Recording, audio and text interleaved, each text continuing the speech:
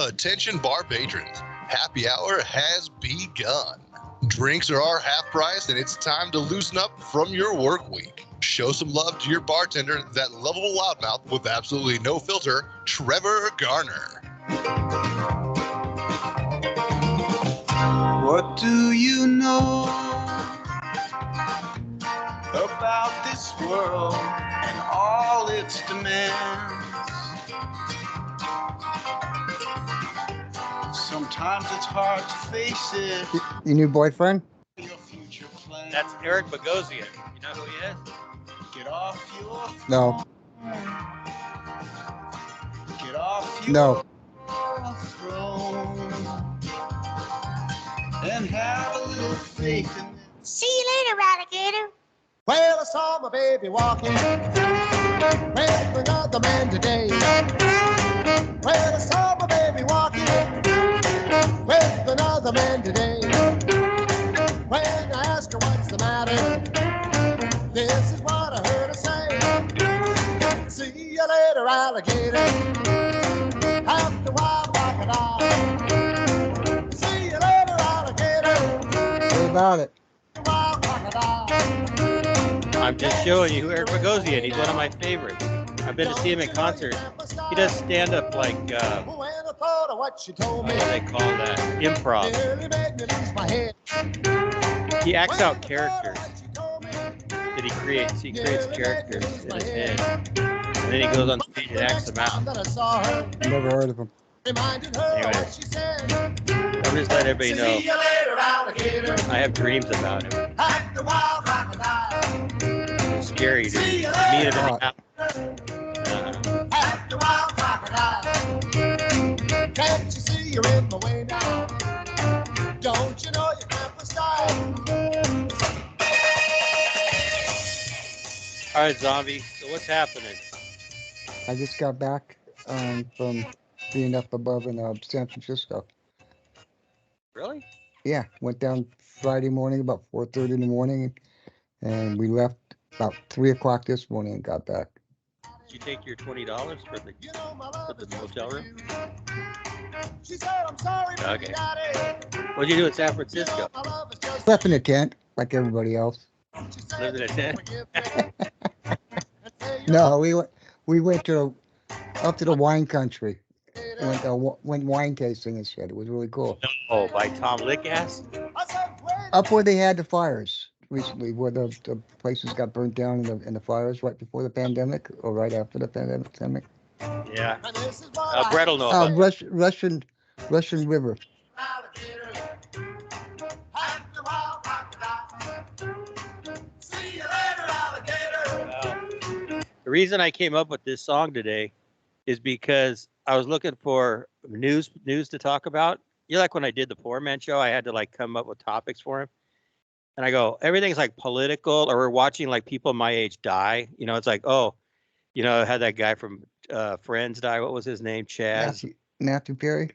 Matthew Perry, 54 years old. We're watching all these people my age die, and I go, that's not a good topic. I don't want to talk about that. Everybody else talks about that. These are people who die. These are people who die. They're all my friends, and they died. I went out of this news, like strange news and the strange things in the news. They came up with this alligator that's supposed to be an emotional support alligator. Mhm. So that's a topic. So I figured, because nobody even listens to it. Oh, hi, Facebook. Nobody even, if I post anything like a piece of shit up there, nobody would even watch it. It's just you and Mike from Menifee and Kimberly will post hi or like they like it, Brett, but nobody else other than us posts on it. So I figured I could just put anything up there, and then nobody will still come. It won't matter. So I just said, put the alligator up. That's what I did. And that's the story about that. Wally, the emotional support alligator, went to see a Phillies game. He's an alligator. Then he went viral.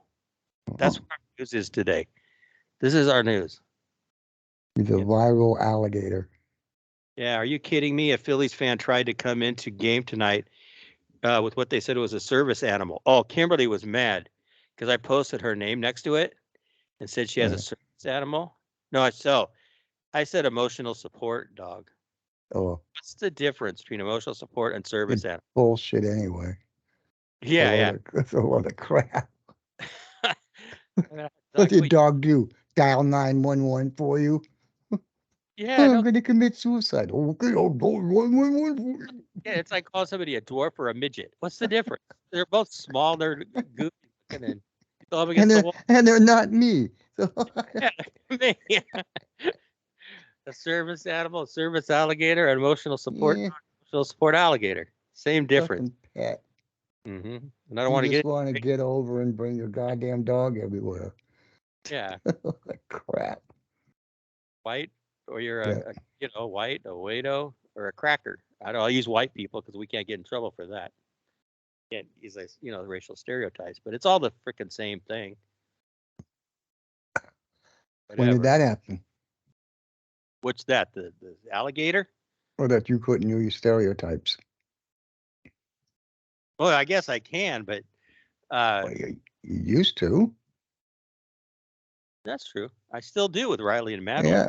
Ask me to Yeah. say them. Bring Irving on. Yeah, but I'm here. we're trying to do a professional show here. We don't do stereotypes, on YouTube. That's what we're trying to accomplish. So what's another word I can use on YouTube that'll get me banned? I don't. Well, there's a lot of them. I know, but see, Zomby says Trump- I never use Trump racial. for president. Yeah. Yeah, that'll get you banned in a hurry. Yeah. Trump is right. Stuff like that. So we're Right. talking, but you didn't obviously saw that post. I'll call you Irving, but not because your name's Kevin. But we're talking about this emotional support alligator that some guy tried to take into a baseball game on a leash. And I'd heard the story. There was a woman tried to take it on an airplane. yeah, and Kimberly got mad because I said her emotional support. She has an emotional support dog, and she goes, "No, it's a service dog. Don't get it right." I go, "What's the It's a difference? service dog. It Service- laps It has peanut when she's yeah. butter between her legs. Okay, it's When, service when, dog. when she's out of butt wipes. Exactly. Right. That's a service animal. Yeah, You're Fido. That's too bad. I don't want to say Hey, that. Kimberly can use the dog for toilet paper. Take a dump, bend over, let the dog lick it off. Smear some peanut butter back there. Now wait a minute. Is that race? That's stereotyping, but no, that's not stereotyping. That's just a fact. Profiling. I've been up to my old tricks. I was doing my laundry and I started to just text people out of the blue. I texted people out of the blue. I said, "Hey, you want to come on the show? Want to come on the show?" Or you know how I figured out I can do this? People that start friending me, as soon as they friend me, I hit them back and I go, "Hey, I see you did this. You want to come on the show?" Because I figured they're friending me, so they'll come on. Okay, I'll come on. That way, I got them right in the moment, and it's actually my work today. We got 2 people. I'll tell you who they are. Go ahead, Irving, talk. Welcome to Background. Trevor's Scary Hour Yeah. with Count Trevor and Zomby, the vampire wolf. I am Count Irving, the scary vampire boy. Happy Halloween. Did you see the picture that the lady drew for you? Yeah. Yeah, we didn't talk about that yet. What do you think? It's Charlie Manson on acid. Yeah. Call in now. 657-444-5501. That's 657-444-5501. Trevor. Yeah. Hey, Zombie, can you put that picture up behind you also? I haven't downloaded it. Oh, okay. Well, that's It's fine. on Facebook. I can see if I find it. Yeah, but see, we're gonna put them on T-shirts, so that one's gonna go up on a T-shirt. You approve of it? Sure. Okay. We'll see. All right. So we had one taker. His name's Robert Graham. who's going to come on as our guest. I know nothing about the guy except he makes music. Let me talk to him here. Is he a cracker? He's from Georgia. Graham? Cracker? Georgia. I got you. I got it. Georgia. Avocado. Hey, they look like Can Man walking the alligator. Probably was. Yeah, he's erasing it. He's going to see who's going to win. Oh, I thought you said erasing it. Okay. So anyways, our guy, oh, he got the message. Okay, he's calling in. Okay, his name's Robert Graham. He friended me. I have no idea what we're going to talk about, but he does say that he does. Most definitely. He wants to tell you guys about his music career. Okay, we're going to find out. Gotcha. He's on. All right, so we'll find out about Robert Graham, who he is, what he does, and he's from Georgia, and he's a cracker. He's a cracker from Georgia, but he's brown. We say he's brown man, black man, whatever. I don't care. Black, brown, plaid, purple. What's wrong with Paul Anthony? Hang out? I talked to his wife, Tony. He's okay. He's probably out by now, unless there was some kind of complications. But they did keep him on a 72-hour psychological evaluation hold and suicide watch. He took. He has a prescription for fentanyl, and he has a. Wait, hold on a second. He put a picture of that box on the YouTube saying he's going to commit suicide. Yeah. Well, they don't give that stuff out a whole lot. So what they do is they give it out a little at a time. They'll give you like a week's worth. They're not going to give you a month's worth because you have to keep renewing the prescription. But what he did was he took an entire week's worth in one handful. One of his friends was smart enough to call 911, took him seriously, and called 911, and they got to him before he died.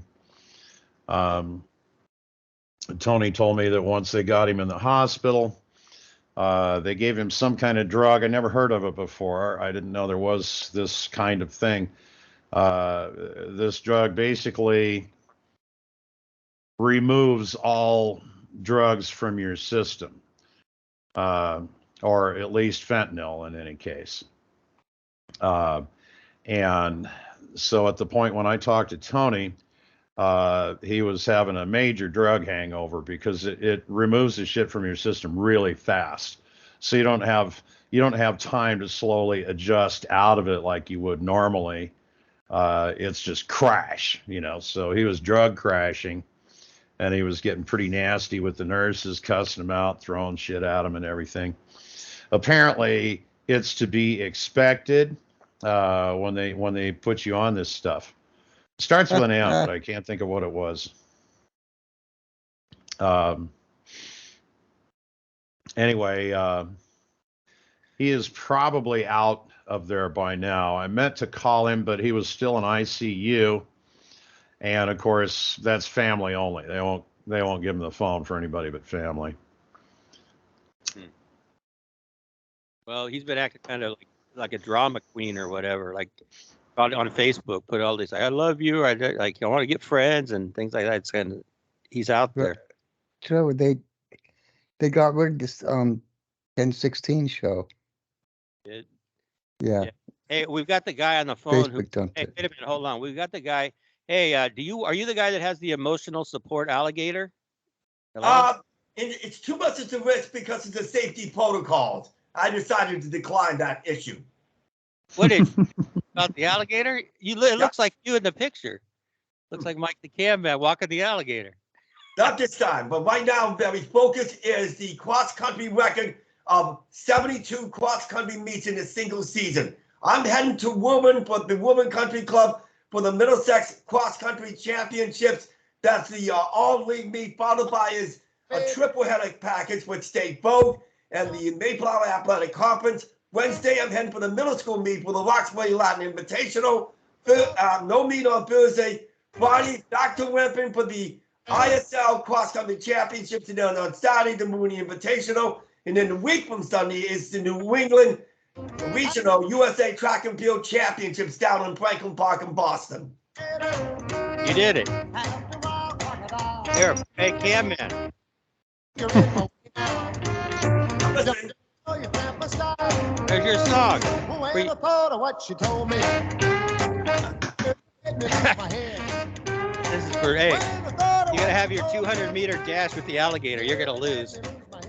nope, I already passed 2,000, but this time I'm focused on my 72 meets with a single season cross country record. No one has never been accomplished ever before. Yeah. So how's Clam Chowder doing?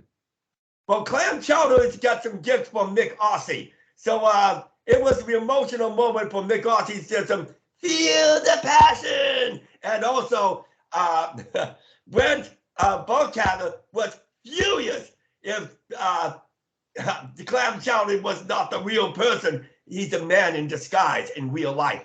All right, since we're on YouTube now, I'm going to post these up. Tell everybody what your top 25 list is, the one that's a fake list. Tell us what that is.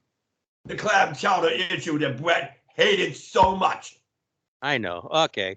But I don't know what your list is about. How do you make up the list? I mean, who really is number one? Me, The right? number one overall has have to be Mick Aussie. He is definitely the number one at the top of this game. Let me put my glasses on standby. All right. I'm going to give you time today because I just feel like it.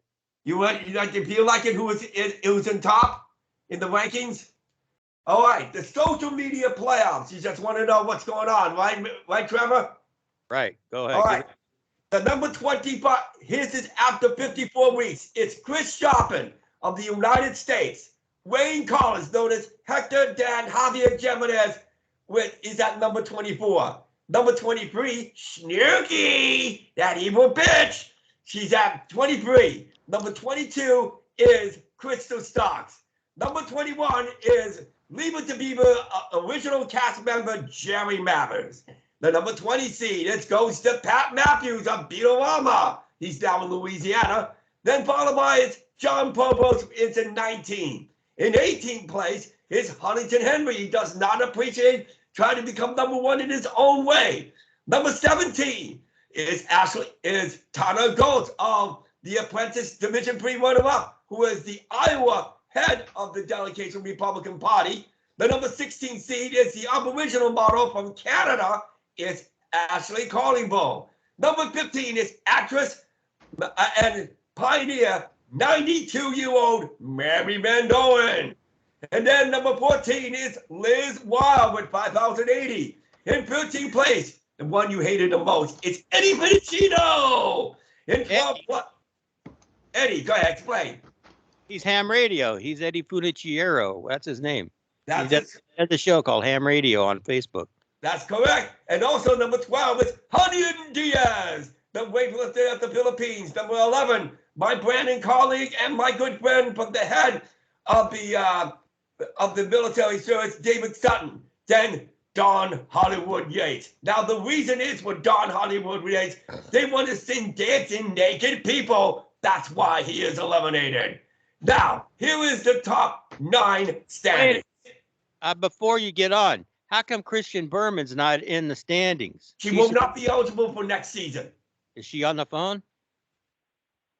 Where is she now? Can you hear me, Christian? She's not in. Okay. All right. Keep going. All right. The number 9 seed is from the Campins Company, Katrina Campins. The number 8 seed is Robbie Risk. The number 7 seed, Frankie McDonald. He needs the 6,000 points to keep the Facebook rankings alive. The number 6 seed is Bill Movie of the actor and musician from Lost in Space. The number 5 seed is from Hudson, Massachusetts, Owen McQuay. Trying to catch it up. He was number 1 last week. He's dropped the number 5. The number 4 seed is Linda Gay Scott because of Halloween creativity. The number 3 seed is the Snake Charmer, Archie J. with the public service message about scam artists and fake people trying to pretend to become Snake Thomas wannabes. It's a scam. But she is the real thing to prevent it from being all the scammers. The number 2 seed, thanks to her daughter Athenia Gemines, as Mary Joy Cabell scored big with 14,265 points. And the number 1 seed is none other than Mick Aussie. Maintains his number 1 seed. He is now the new leader with the record-setting 14,350 points. Pretty good. I missed that. Could you do that again for me? No, once is enough. I don't know. I was trying to use that doesn't work. Anyway, here, let's try this one for you. All right, here we go. Thank you. And we are projected as the season career after Foot Locker Northeast Regional standings. We are projected 72 meets with 2,162. Is anybody else before I say goodbye off the air? Yeah, somebody from 214 area code's on the phone. Who is it? I wonder if the 214 is down in Los Angeles. All right, guys. See you guys then. See you next week. right, Hey, man. On Trevor. Good seeing you again. Happy Halloween. Happy Halloween to us all. God bless. Bye-bye. All right. We did his What? top 10. Who? Oh, wait a minute. Is this Cassidy? Yeah, it's me. I called just in time. Oh, okay. She finally got in this week. So I say hi to Zomby I saw Hi. Hello. and Irving, and we just lost the cam man. He did his top 25. I can't find that picture I of just Irving. heard. Came on the call. I heard. Say hi, Claire. Hi. Hey, it's her again. Where'd she come from? She just walked in. I thought she's out trick or treating. She was Ariel, right? No, she was a doctor. Oh, okay. I thought she's gonna dress up as Ariel.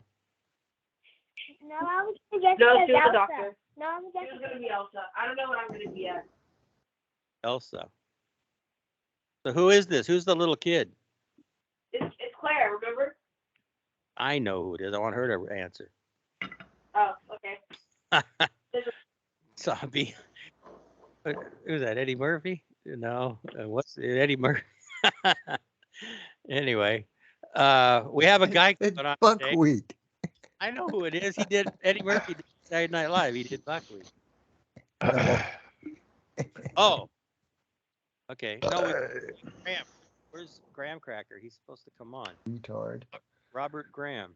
I can't find the pictures Christine drew of Irving. I can't. They're on Facebook. I can't find them. They're under the happy hour page. You can. Yeah, they're gone. Oh. You know what? That has been an ongoing problem with Facebook ever since their last update. Yeah, they're gone from the page. Tom, I'm looking at the pictures. They're actually not gone. They're there. You just have to find them, and you ain't gonna find them by scrolling. You have to know who posted them. If you know a date, you can type that in as well. And that's about the only way you can find shit if you can't find it by scrolling. Wow. Hey, you should have it now. I sent it to your message. Okay. Okay. Well, okay. Dylan wants on now. Hey, they're coming in. We got calls. We got people. We got Cassidy and. Yes. I know. I'm just saying we got people. I'm just trying to get the guy from Georgia. His name's Robert Graham. But let me see. Let me get Dylan. Hold on. People who eat people Talk to Cassidy are the zombiest people. Come on. Yeah.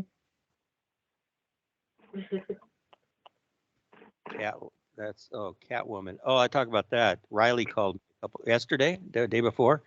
She went out on the town. They're in Chicago, and she went out as Catwoman. That's nice. Nice. She looked like one of those Indian S&M Catwoman concerts or costumes. She send you a picture? It's like leather, like a leather cap mask. It's like studs in it. I already brushed my teeth. She sent you a picture? No, she called me on live, like Leave a message. live video.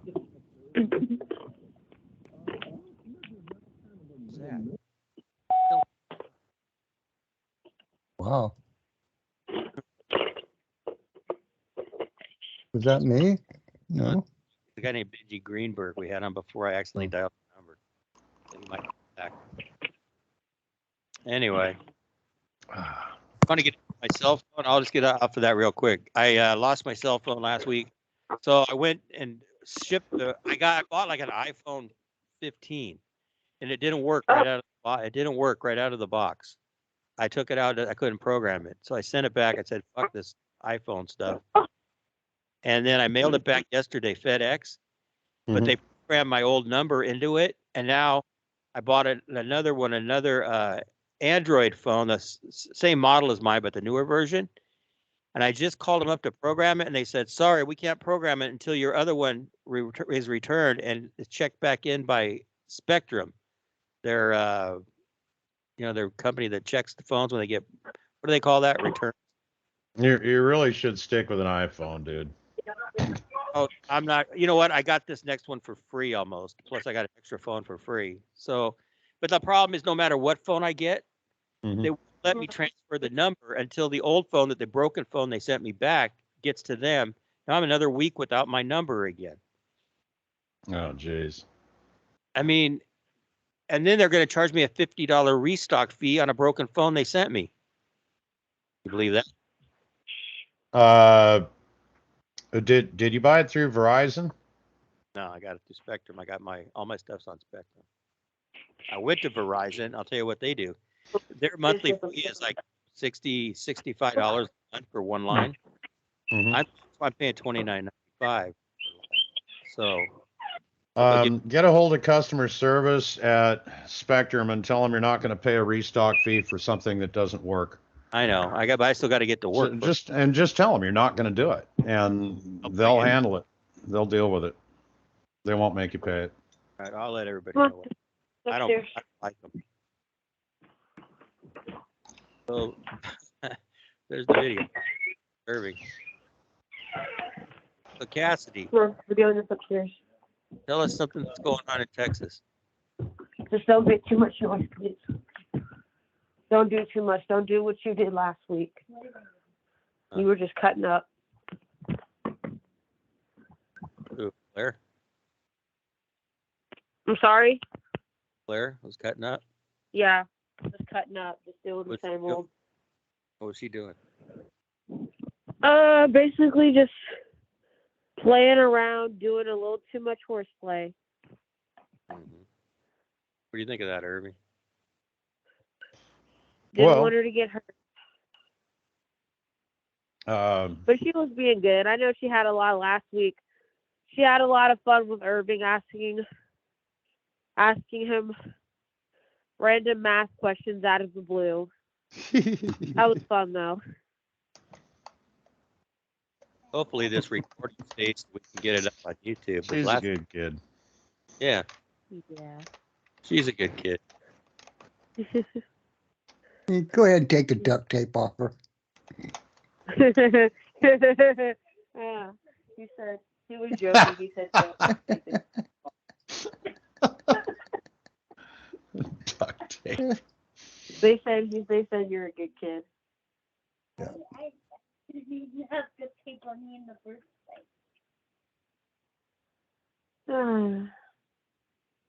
All right.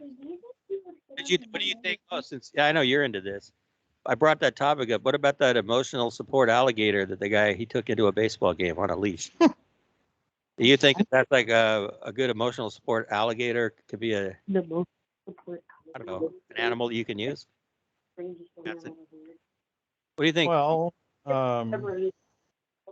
It'd be less annoying than a damn dog that would be pooping and peeing everywhere.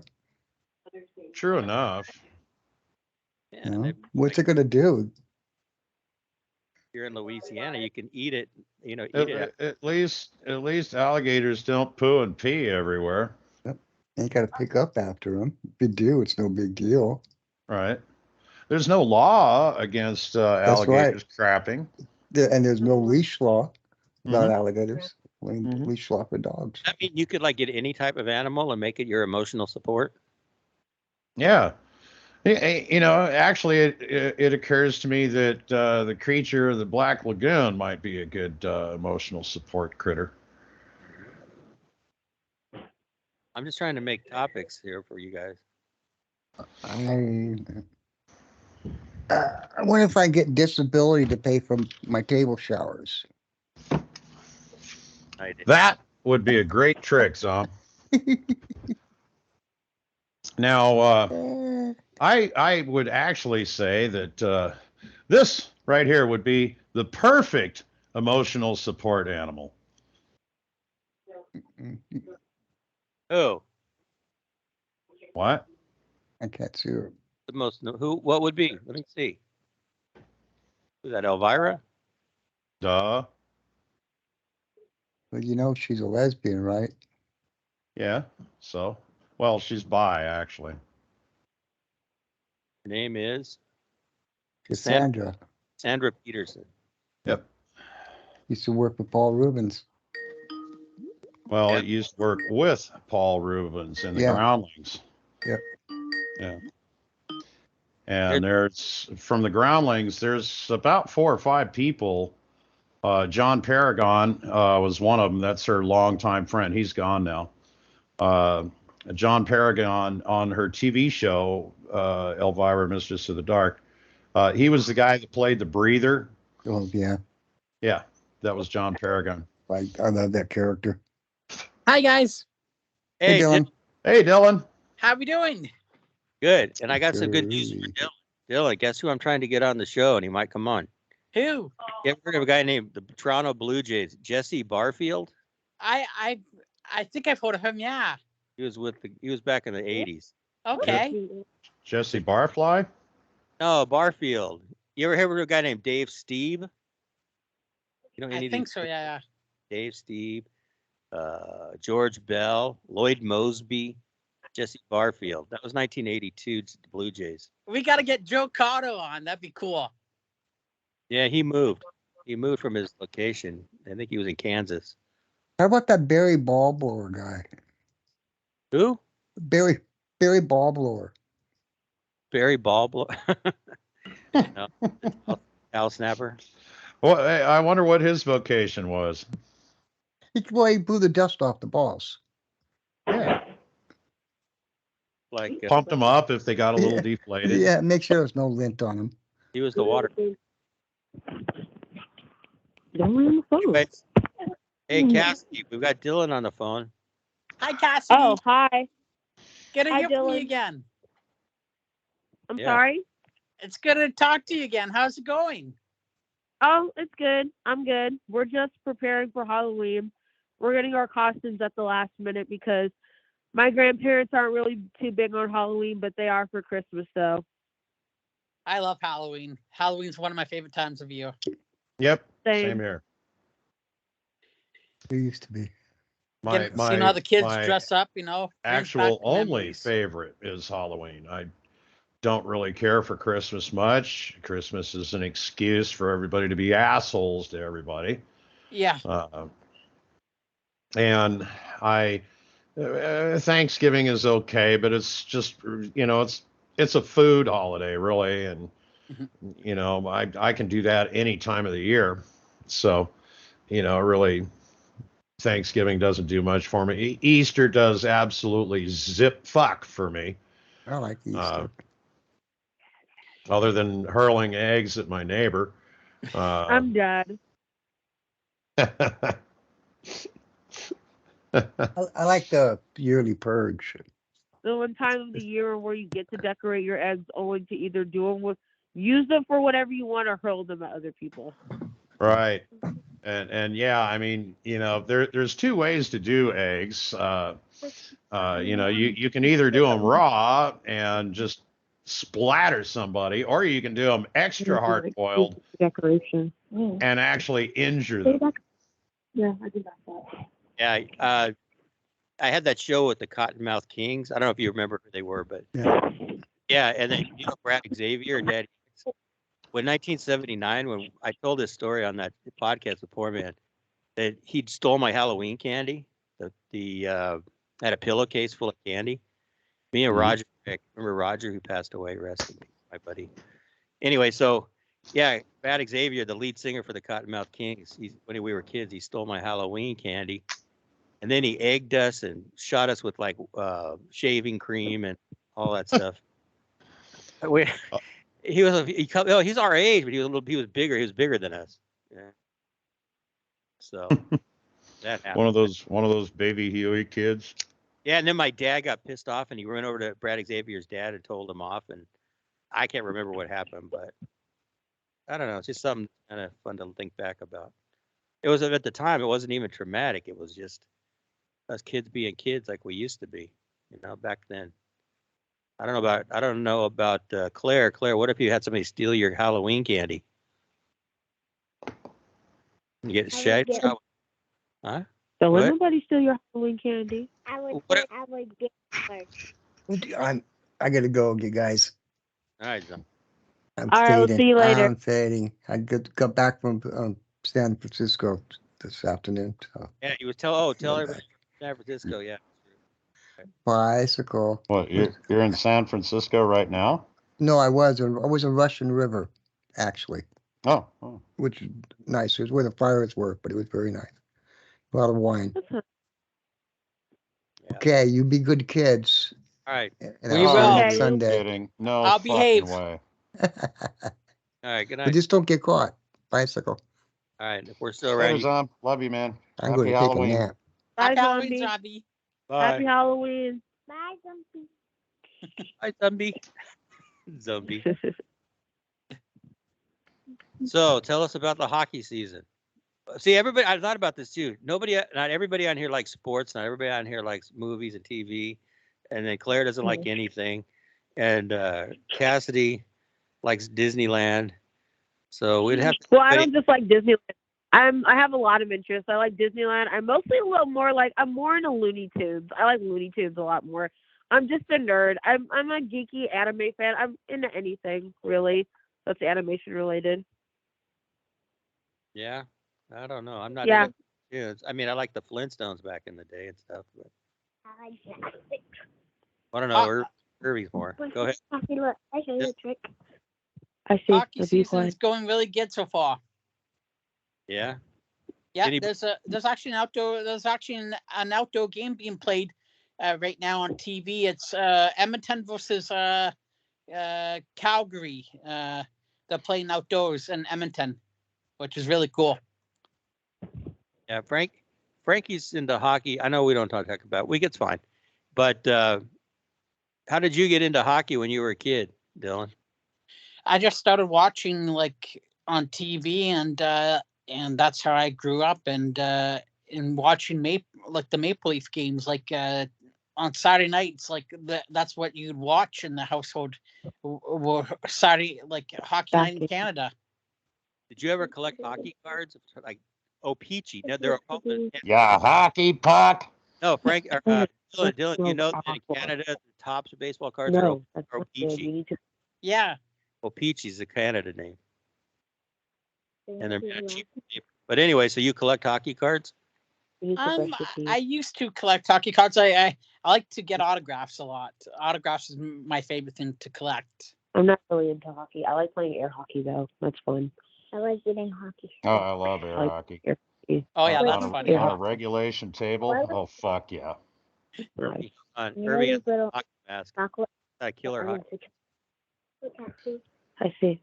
That's not a hockey mask, you idiot. We also have a shuffleboard. I also have a shuffleboard table. Irving, upstairs. Captain Shuffleboard's really Irving. fun. The scary pirate Indian boy. Arr. Arr. Like Mr. Krabs. That's okay, Mr. Krabs. Except for I can't do a shot with my hook. We got playoffs coming up this week for football, for Canadian Football League. Okay. So the Ticats. The Ticats are playing. Ticats will be playing Montreal on Saturday in the Eastern semifinal. the winner of that game will go on to play the Toronto Argonauts, and then BC plays Calgary in the Western semifinal, and then the winner of that game will play Winnipeg. Yep. I know one thing about football, Canadian football.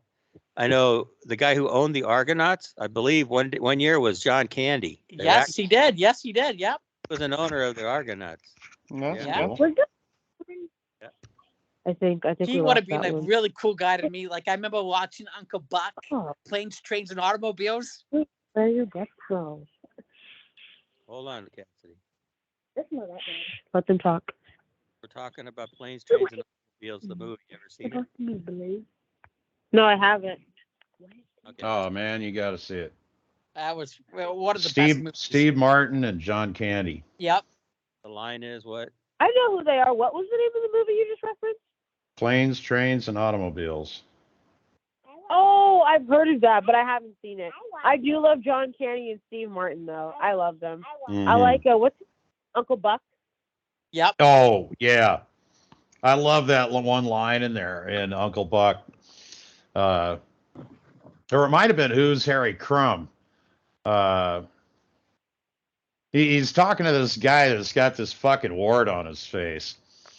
And he flips him a quarter. He goes, "Hey, here's a quarter. Why don't you go downtown and pay some rat to gnaw that thing off of your face?"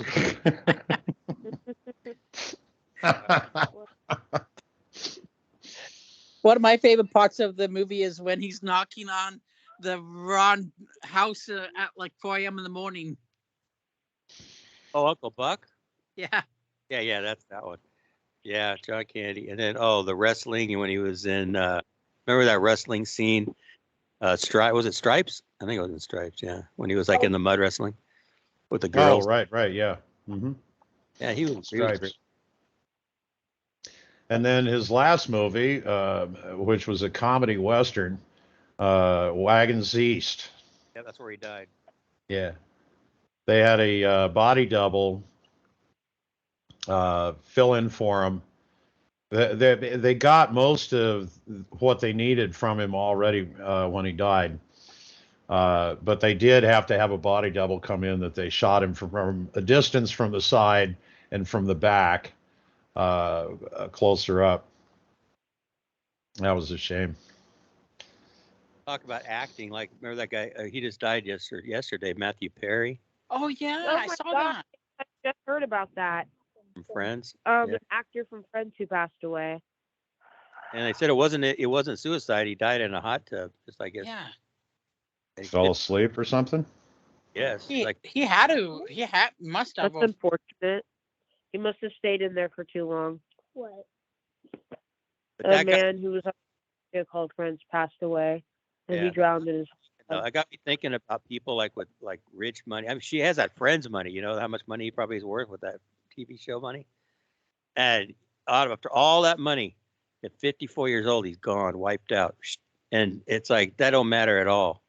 Matthew Perry was 54? Wow. Yep, he was 54. And 54 years old and he's gone, and all that Friends money means meaningless. I thought he was quite a bit younger than that, actually. Oh. Well, he has been around for a long time, and I haven't seen a whole lot of his movies, so that's probably why I think that. One of my other favorite movies is Mr. Doubtfire. Oh my God, with Robin Williams. Yes, I love that. Yeah. Yeah, me too. People are calling me Mrs. Doubtfire because I wear these compression socks. Now, Did you know there's an animated scene in that movie? I think there was supposed to be an animated scene from that movie. I think it may have gotten cut. It was by Chuck Jones. He's awesome.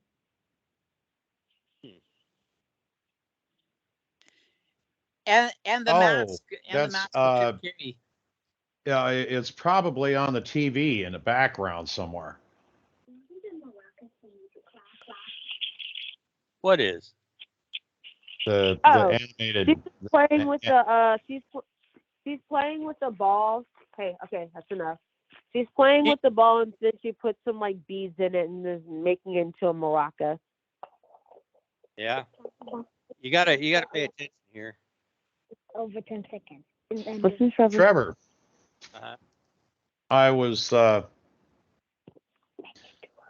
kind of curious about some of my favorite musical artists the other day, and kind of found out by accident. Did you know that all but one of the Monkees is gone now? Mickey Dolenz is the only one left. Yep. Michael Nesmith died a couple of years ago. Peter Tork died a couple of years before that. And of course, Davy Jones, he died, I think, in 2017 or something.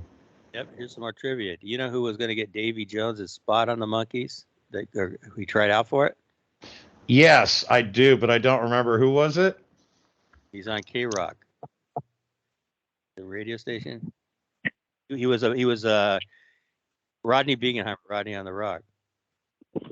Oh, no, I didn't know that at all. There were a couple of people that were supposed to play Davy, or that they wanted to get to play Davy. One of them was pretty damn famous at the time. Are you talking about HR Puff and stuff? Jack Wild? Yeah. Jack, yeah, I think it was Jack Wild, yeah. Davy Jones and Jack Wild were both Oliver too. See, they did kind of switched off on roles, I think. Mm-hmm. Well, they both had Manchester dialects. And Phil Collins. Manchester English dialect is not Oxford. Oxford sounds a lot more educated, but Manchester is easier to understand than, for instance, Liverpoolian or Cornwall. Just much easier for Americans to understand a Manchester accent. So, yeah, Jack Wild, Davy Jones, both Manchester. And then I remember I said Phil Collins, he was a child actor too. He was up for all those roles were like those three guys. I didn't know Phil Collins was a child actor. Yep. That's how he got started. They were all three of them were up for the same roles when they used to go out and interview. Phil Collins, Davy Jones, and Jack Wild. Yeah. Wow. All right, guys, got to take off now. All right. All right, Dylan. Happy Halloween. Bye. Love you, man. You guys are my favorites. My best friends. All right. Same here. Take care. Thanks, bro. Bye, guys. Bye. Bye. Here, let's do this. How to speak Cockney. How's this one? Oh, Cockney is very difficult to understand, and there's several different types of Cockney. Several different dialects of Cockney. One of them is so difficult to understand, it almost sounds like a different language altogether. Yeah. A good example of one of the Cockneys is in the Beatles' Yellow Submarine. There's a Bobby police officer who's talking, and you can't understand a word he says, not one word. So there's one example of one of the Cockneys. You know who? Al Graham, hello. Hey, I got a question, Mr. Graham, Al Graham. This is Trevor. Who's this? This is Trevor on that Trevor's Happy Hour show. Trevor, love you, buddy. Hey, I got a question for you. We're talking about Jack Wild, Phil Collins, and Davy Jones. And like dialect. Okay, I want because you would know the answer to this. They were both child stars, right? Yeah, hold on a second. Now wait a minute. What's the name of this program again? Trevor's Happy Hour. Trevor's Happy Hour. Or with Irving the Indian Boy that you said he's an idiot or whatever. Hold on, I'm right in the middle of a call. Excuse me, that's Mr. Irving the Idiot Boy. Trevor. You're right in the Trevor. Yeah. You're right in the middle of my live podcast, so we're going to just incorporate you into it. Stand by. All right. Al Graham with KPC Radio, the only nuclear-powered radio station on God's green earth. I'm on my way back to San Diego from Los Angeles to visit my sons. And on the radio, oh, you know what? Give me a call, letters, and who you are again. This is Trevor Garner. Oh, Irving, you do it. Go ahead, Irving. This is Trevor's Happy Hour with Trevor Garner as our host. I'm Irving the Indian Boy. Feel free to call in at 657-444-5501. That's 657-444-5501. Trevor. Hey, Trevor, yeah. you give good voice. That's my co-host, Irving the Indian Boy. That was me. Did you hear my joke? What's that? Don Pardo is one of my influences as far as an announcer. Hold on, Irving. He's telling a joke. Go ahead. Did you hear my joke? No, tell me. The joke was, you give good voice. You give good voice. I get it.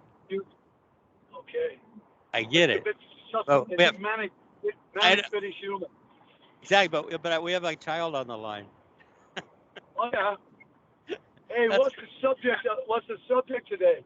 The subject was how to speak Cockney. Like we were talking about dialects, and then we were talking about the Davy Jones and Phil Collins and the child actors, and you would know about that area, Manchester. Jack Wilde. Jack Wilde. Let's start off on dialects. Where I come from, Liverpool dialect goes like this. All right there, you know what I mean? I'm a working kind of Liverpool fella, and I talk right down to the earth like that. I have no fucking frills. But if I'm the Beatle, I was middle of a class, you know, and he talked kind of low down through the nose, you know, a bit posh.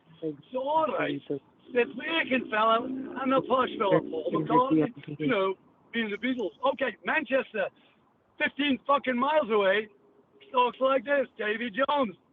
Hello, you know, by gum, we'll get bloody tent and we'll go camping. Not Davy Jones, okay. I forgot. Well, the Hollies, they came from Manchester.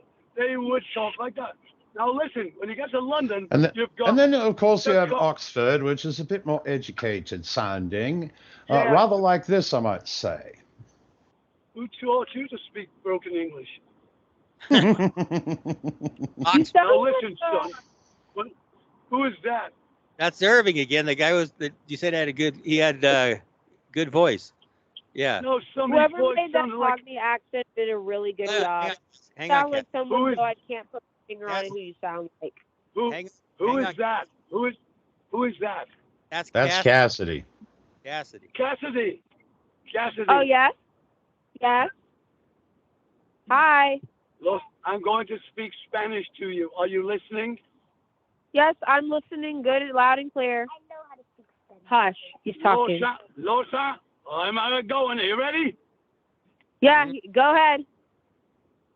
Los Angeles están contigo usted por la eternidad, which means the angels in heaven are with you for all eternity, my dear. God bless you.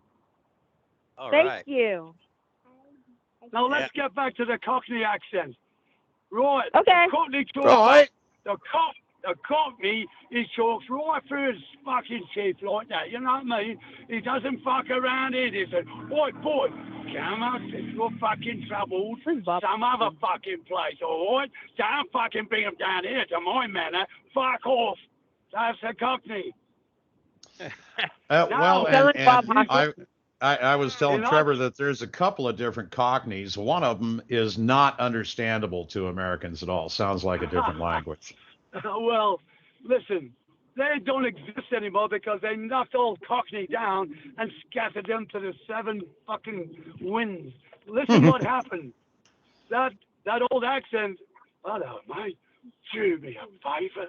Run. Oh, run. You're going to break it. Oh, please run.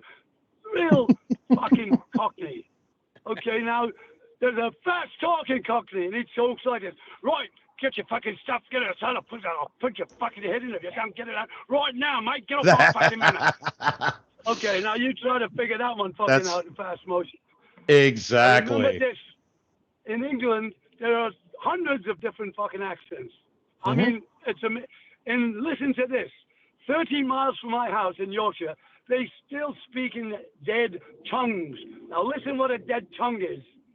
Dost thou know that thou hast committed a great sin against the city of Salford, lad? They fucking still say thee and I in biblical terms. How about that? They say like if you do something. Can you do Cornwall? Now listen, the pirates down there. I want to tell you something. Long John Silver. Oh, lad. I put 30 cup carrots in there down and planted them in the spring. Arr. That's fucking Cornwall. But here's another part of Cornwall, upper class Cornwall. It goes like this. They have poetry. And there's the language. Listen to the Gaelic. Hast ever seen a mallet passing through a cannon, clunking a gay? Has you ever seen a mallet, a duck, passing through a canal with clay in its mouth?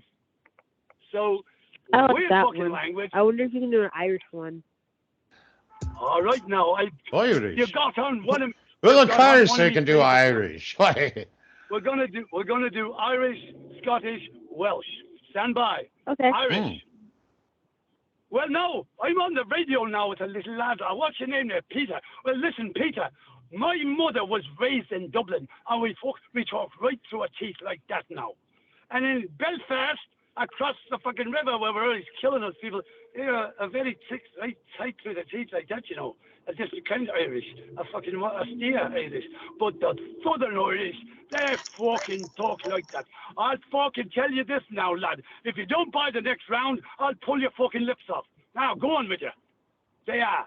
Now, Scottish. Very, very many grades of Scottish. But here's Glasgow. I'm only a typical working man, as anyone here can see. But if I get a drink or a Saturday night, Glasgow belongs to me. Now listen, Sean Connery, it's just like you were rubbing your balls when he talked. Miss Moneypenny, he had a Glasgow accent, but it was through his nose and more sexy. He was fucking me when he was talking to you. Miss Moneypenny, James Bond here. I want to play it. Scottish. Okay. Now, I've got a question for you. I can't think of the name of the area. The dialect sounds very much like Southern, American Southern, educated. Give it a whirl. Cut to the fucking chase, son. Let's get on with this. Well, I'm trying to get it in my head, but there's an area in England whose accent sounds very much like Southern American. I'm trying to get Doc Holliday in my head because Val Kilmer had that accent down perfectly. I think you're talking about you're talking about that period of the 1860s and slavery in the southern mansions and the Yes. plantations kind of voice. Yes. Like Foghorn Leghorn kind of sounding like. I got two guns. One for it was each Doc other. Holliday saying things. Ma, Johnny Ringo is an educated man. It was Looks a like kind of someone British, just walked I over think your you're right. grave. Yes, it was the. I'm You thinking got of the. accent? Well, it would be like Scarlett O'Hara. Oh my, pass me my. But I spelling think song. you. Yes. Oh my, Yes. yeah. I got you. What about it? And also Patrick Stewart when he did The King of Texas, which was an Americanized Old West version of King Lear. Patrick Stewart used, rather than trying to learn how to speak Southern, he already knew the dialect from England that sounded pretty much just like Southern. Yep. Well, you know, him and his brothers, they grew up in Donnie. Well, you know, Donnie was always a dancer. They were Southern boys. They knew the old Southern language anyway. So I didn't see that movie, but I saw a mafia movie once in New York City with a bunch of gangsters, and they were doing Macbeth. It was marvelous, modern Macbeth. And what about You this? know, Hey, wait a minute. What about this one? How about Dick Van Dyke? Hold on. Hold on a second. Hang on. Listen, this is for Cassidy. Miss Law, thank you. Mary Poppins. Mary Poppins. Oh, Mary Poppins. Generosity yourself, I thought you all. fucking worst fucking English accent I ever heard in my life. Dick Van Dyke? Was awful fucking accent. Dick We were talking Van about Dyke. that. It was horrible. Yeah. Well, Well, we just listen, looked up about listen to it up. He was just not one of those people with his ear open for dialogue. He always went from himself, and he never did much in any other character than himself. And so when you don't learn and know how to listen to the accent, that's how you learn, by the way. When you can hear it, you can speak it. Oh, Yeah. another one I Yeah. want to ask about. Hey, You're what dead on there. That's how I do it. I listen to it and listen to it Yeah. and get it in my head so that I'm thinking in that accent. Yeah, but talk about Dick Van Dyke. What about Stan Laurel? Because he's Stan Laurel. What kind of accent? Stan Laurel was an Once Englishman. again, Laurel was from the Stan Laurel, the little English guy. He had an East London accent. Now listen, Oliver Hardy had a Missouri accent, and he was Laurel and big fat Laurel. Hardy was given an award when he was 12 years old for jumping into the Missouri and saving a boy from drowning. Yes, it's time to give you And he had a very upper class Missouri accent. No, get Who's undressed. fucking talking in this podcast? Get undressed. It's time to give you a bath. Cassidy. Shower. Doesn't matter as long as you're- What the fuck? It's Are we Cassidy. doing two radio simulcasts here? Cassidy. What the Get undressed. Yeah, you know what? It's all good. Fuck. Cassidy's giving her sister Can a you bath. strangle that fucking woman and get her off the air? I know. I'm trying to get her to get up. I heard my name being called. What are y'all talking let about? me handle this. Let me handle this, madam. I'm going to pinch your tits if you don't get off this fucking radio. We're doing a broadcast. You're doing a fucking cooking show in the background. Get off! No. I'm going to have the place washed when you're gone. How do you know that she might actually like that? I'm sorry, what are you talking about? You might. You're right about that. $40 an hour. My services for tit pinching. She doesn't understand that we're doing a show. She's giving her daughter or sister a bath. So Sister, your daughter. Oh, are doesn't you matter. kidding me? You're giving your sister a fucking bath. What is this? Are you kidding me? well, whatever. Is this radio porn? No, her sister's a What's kid. that? What the? Wait a minute. She's giving their sister a bath and they're adults. Am No. I fucking hallucinating now? Hang on a second. Cassidy's like Who's- 20. Hold on a second. Cassidy's 20 years old and her sister's like 5 years old. Well, No. fuck. I'm swearing all over the place. Oh, for Christ's sake. I'm going to kill myself. Actually, I'm 21 and Claire 6, but you were close enough, Trevor. 21 and 6. Well, why were you I'm talking just into the giving- show, Cassidy? Well, we can hear No. you while we're doing accents. Yeah, but I'm just trying to make sure y'all don't hear me while I'm trying to give Claire while cleaning. Did you just say y'all? Did you just... Claire, wait a minute. Did you just... I've been texting. Shut up. Did I'm you texting. just say y'all? Yes, Yes. I did say y'all. Shut I'm texting. Hang on, everybody. Y'all. She's Y'all southern. come back now. Cassidy is from Houston or Dallas, Texas. Listen, Ellie Mae, listen up. I mean Cassidy, listen up. Yeah. I'll Yeah. meet you by the cement pond. I'll meet you out back by the cement pond, and we'll have us some grits and jowls and hog jowls. Some Grits and jowls. Sounds good to me. Grits. Listen, where I come from, you don't have to lock your smokehouse. Tennessee. You want to make me play some hee-haw. And don't forget the whiskey and Oh, the- wow, man. Sorry, Whiskey in fellas, the I don't jar, drink. baby. One time, well, I that's was passing okay. through We'll make up for you Louisiana. on that. I'll tell you a joke about moonshine. Not a joke, a true story.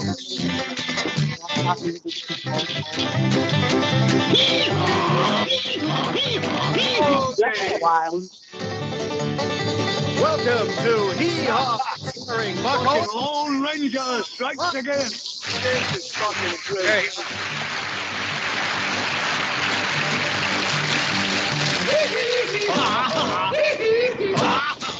What am I listening to? What is going on?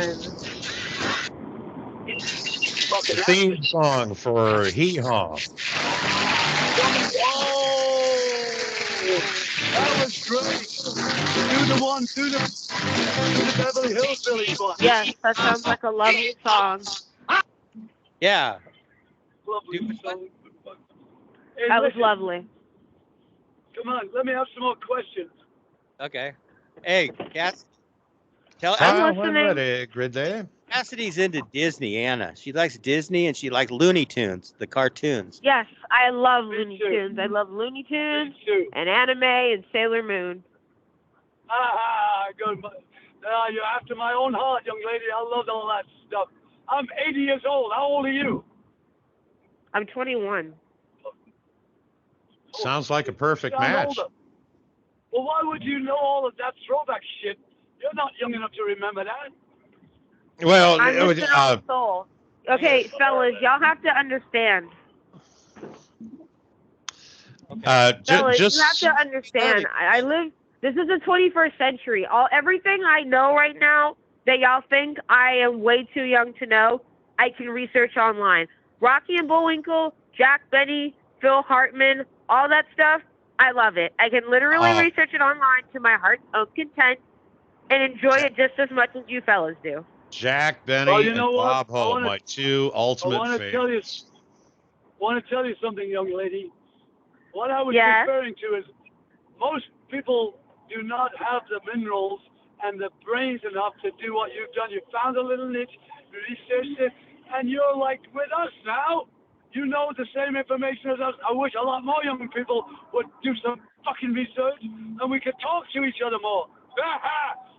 That's right. You know how But the problem is that most people my age don't care or are living their own lives. Well, living your own life, that's an excuse. Everybody lives their own life. So when somebody says, "Oh, I don't know this or that because I'm living my own life," what that means is one word: apathy. They don't care. I know, that's my point. They don't care. Or they're dead from the fucking neck up. Yep. And Well, there's a lot of that, and thank the Lord for the United States school system that we have children that don't know their dicks from fucking swizzle sticks, don't believe the Holocaust ever happened, don't believe the Nazi regime ever existed. That is fucking pathetic. No, that's your liberal fucking brainwashing that's giving every single body the right to say, you can't say that. You can't say, I just fucking said it. Yep. She's got no, she doesn't know when we're... Right. I want to say something. Mr. Al Graham, I want to tell you something. Speaking. How Cassidy and I met. I don't know if you know the story, but Valerie Stewart, you ever heard of the TV show, of course, Amos and Andy, and back in the 50s? Yeah. That's how I was good friends with Valerie Stewart, who was... Hello? Hold on, Cassidy, be quiet. Oh, please, somebody fucking choke that woman. Oh. Somebody put a plug in her. He doesn't understand radio. Go ahead, son. Okay, anyway, so but she's on the phone. I did a tribute show with Valerie Stewart, Lightning's daughter, Lightning on Andy. Wow, how fucking cool was that, man? And then Valerie is the daughter who was my friend, and then Cassidy came along as a young girl and met Valerie, and I got into Amos and Andy and Song of the South and all that. Well, mostly I was into Song of the South. I didn't know anything about Amos and Andy. What a fucking education, son. How about that? Indeed. Quite so. You should hear my 2-hour tribute to Amos. Song of the South. You made one? Yeah, I can send you the link if you want to hear it. Yep. Yeah, I'd love to. Are you fucking kidding me? Listen, this is the research this girl should know, too. Send it to her. She knows. I sent her an autographed picture of Lightning and Nick Stewart. I sent her an Oh, wow. So all those cartoons, Here's another good topic. I have another. Oh, hey, come on, Cassidy. Mute your phone if you're going to make noise. Cassidy. You can mute her. Okay. Cassidy is not fucking connecting with us. She's just coming in and out. Can't we do something? She doesn't understand the old generation. She understands like just talking on YouTube. Well, she is a child, and children Oh, are very she'll just disruptive. blurt so she'll Anyways. just blurt shit. I want to talk. I Oh, want to can talk you about fucking this. turn her phone off? She doesn't understand. I got to get her We're out. never gonna get a serious discussion if she keeps fucking doing this. I just Let's did it. just I put just, her off for a while. I just hung up on. I just hung up on her. She's off. Well, why didn't you thought just I mute heard her, Trev? She's gone. Okay, You could have Well, I just you could have just muted her. Okay. I cut her off. Al Graham told me to turn her off, so I cut her off. So okay. Anyway. All well, right, lads, go ahead. Anyway, Mr. Graham, Mr. Graham. Oh, we're talking. Hold on a second. May I inquire where it Who is am I that you're who from? am I talking with? Irving Who am I doesn't talking know with now? It's Trevor, but it's my show. But Irving doesn't know when to be quiet either. This is Okay. Irving, and I gotta know who I'm talking to. Who am I talking to? Or Trevor. Irving, listen. Mr. Graham was my father. You can call me Al. Right, like the song. Anyways, let me Ow. get back to this. Hang on. I want to It's talk a term about of this. respect. A Yes. term of respect. Yes. Can I say something here? No. Please. Irving, be quiet. I want to talk about this, like political correctness. Now let's talk about cartoon. Oh. Hold on a second. Let's talk about cartoon characters like Speedy Gonzales, and we had, all these racial stereotypes. Oh, and Baba Louie. And Baba Louie. I don't think you should do that. Best time on television. No fucking censors. You could say anything. Yep. Just about, except for any four-letter words. And Mel Blanc was. Well, yeah, but then listen. When Jim Morrison went on the Ed Sullivan show, Ed Sullivan got him in the office and said this: Mr. Morrison, when you come on to sing "Light My Fire," you must say these words instead of those words. And the words were this: the time to hesitate. Let's spend the night together. And no, that was the Rolling Stones. I'm sorry. That was another censor fucking thing. But when they asked Jim Morrison to say, not set, subdue "Light My Fire" somehow, so it's not so riotous. He wasn't supposed to say the word higher because it implied getting high. So first of all, he said he wouldn't. Then it was live, and he said, "Oh, fuck you all," and he went. Not only did he say higher, but he raised it decibels. I mean, really screaming his fucking head off like in rebellion. And he also looked directly into the camera in defiance and said, "Higher." Now, what you don't know, all of you, at that precise fucking moment, I had just arrived in the United States. The whole family, the Morrisons, and all of their naval peers, top admirals from all over the fucking Pentagon, were at the house, and they were watching the Ed Sullivan show. So not for Jim Morrison. All of a sudden, you couldn't hear a fucking pin drop. Someone whispered, "Oh my God, it's Jim Morrison." The admiral's head swirled. The fucking everybody in the party went, "Oh my fucking God. Oh my God, the ghost of the fucking Banshee came back." She just said hi in the middle of a fucking story. I'm gonna finish. Hi. So this is. Yeah. No, this is Al. This is Christian. Christian Berman. She is an artist. And also a regular caller on our show. Al, Kristen, say howdy. Nice to meet you, Al. What kind of art do you do, my dear? He says. Oh, well, I draw a lot of famous people. I do custom work. If anyone has a request for me to draw something, just like Trevor did, I drew the cast of the podcast, and I'm almost finished. And I hope Irving liked his drawing. I do, and thank you very much. Thank Now you, wait a Wendy. moment. Can I ask this girl a question? Yeah, let me Of introduce course. Christian. This is Al Graham. Oh, I just did that, Trevor. Hello? Good God, aren't you listening? I am. hey, got brain damage. So listen, Kristen, is that her Oh, name? shit. Yes. She gone? Kristen, I'm is here. that your name? Yes. Can you tell me how old you are, my dear? I'm 44. You sound like a fucking munchkin. Are you little? Sound like I'm fantasy. 4. I have autism. I have Asperger's syndrome. So why don't you call me an asshole now, and when I'll slit my throat when I get home? No. Excuse me, my dear. No, she has Oh, Asperger's. no. A lot of people Listen. think I'm a kid. A lot of people Well, I'm think I'm sorry, a but kid.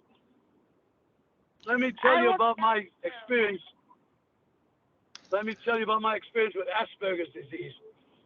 Of course, as we all know, it's a higher form of autism, but it's functional, but it's also right in the middle of a conversation. If you're talking with a doctor who has Asperger's, he'll cut you off and say, I don't want to hear about that. He couldn't give a shit if he hurts your feelings because he doesn't feel. He makes the best oncologists. He makes the best fucking morticians. Anyone who doesn't have to have emotion about it, I'm plugging and More than emotion, it's about functioning normally and socially in any numbers of people. He will insult you without pause. He will insult your story and say, I have no time for that. And he will move on and not feel a thing.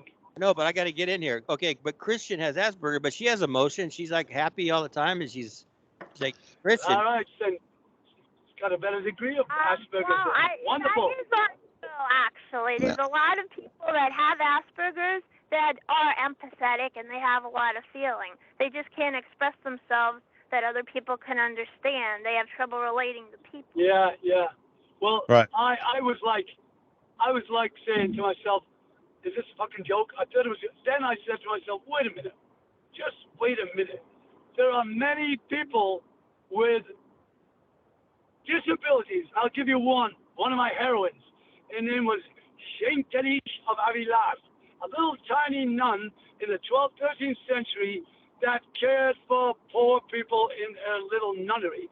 And she had bone cancer most of her life, and she managed to write hundreds of inspirational books, and she died at 78 years old. And one day, the Pope came to visit her, and he said, Saint Teresa, you cannot have these pobres, these poor people, mixing with the parishioners. There's a big line here. We look after the poor. She said, Papa, do you see those little red shoes you wear?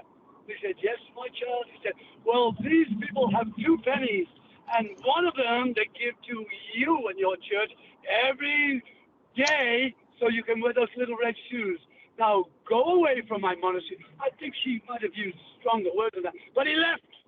The Pope walked away from that little woman. She was my heroine. That's balls. Under fucking pain.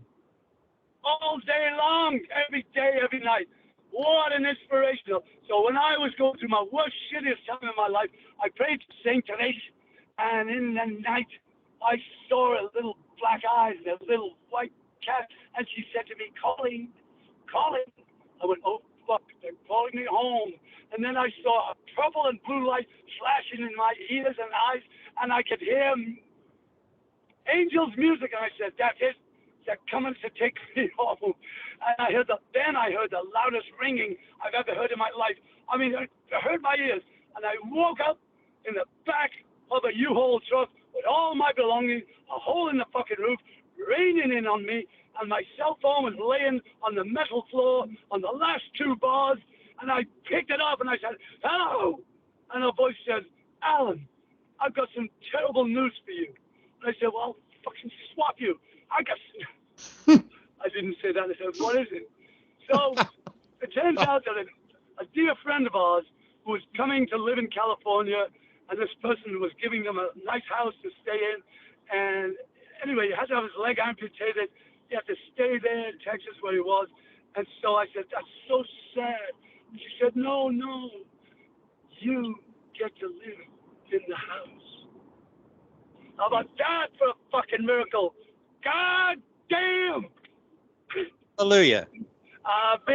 Wait a minute, I've got to finish with a song.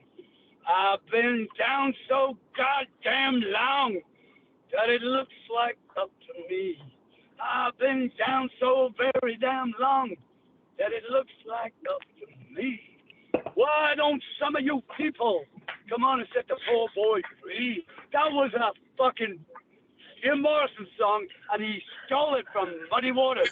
Hi, fellas. So goddamn long. Ah!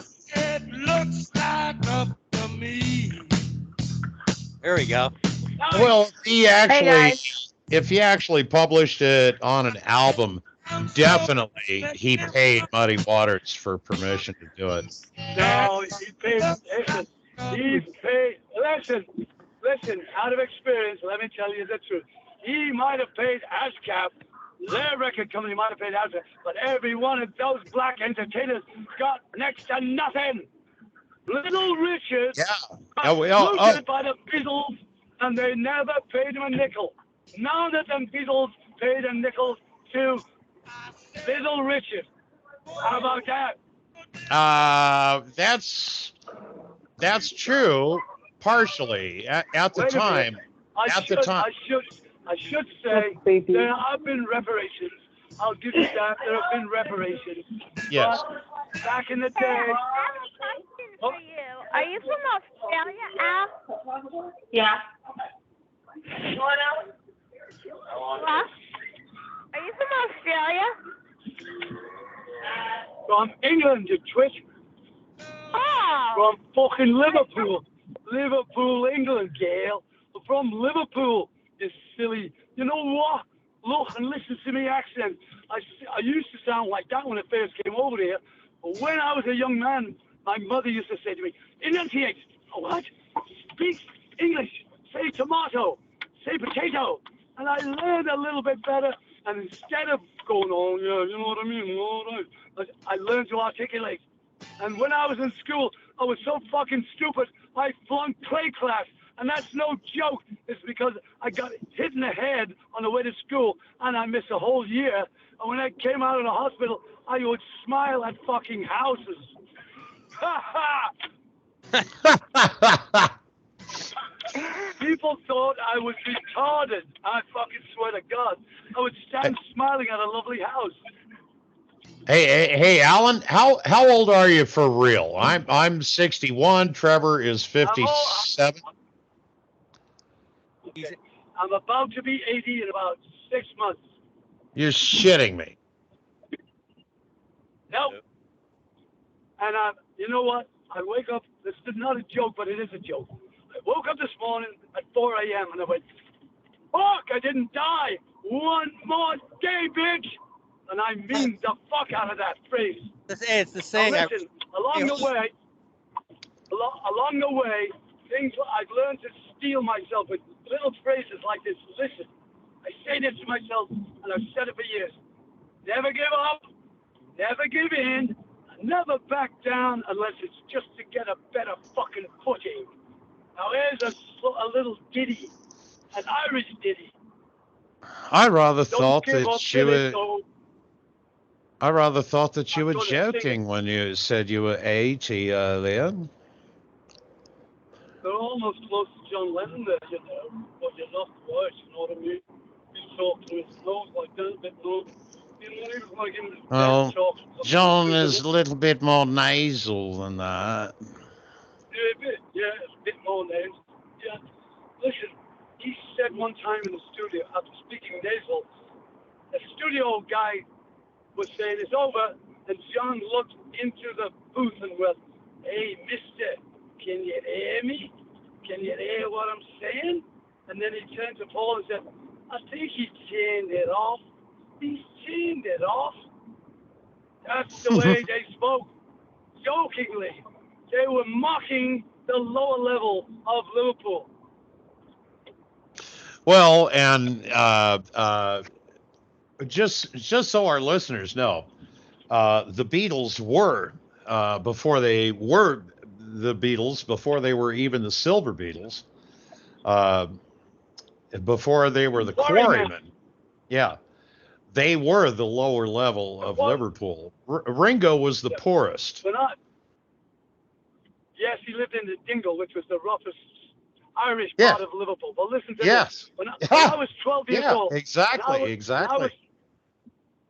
When I was 12 years old, in a street off my street called Granby Street, a hay cart pulled up to the curb, and a prince had given a grant to Liverpool to have a little party for the kids, and everybody got a cup, and you got to paint your sidewalk, and you got to put out flags, and there was a band would come to play it yet.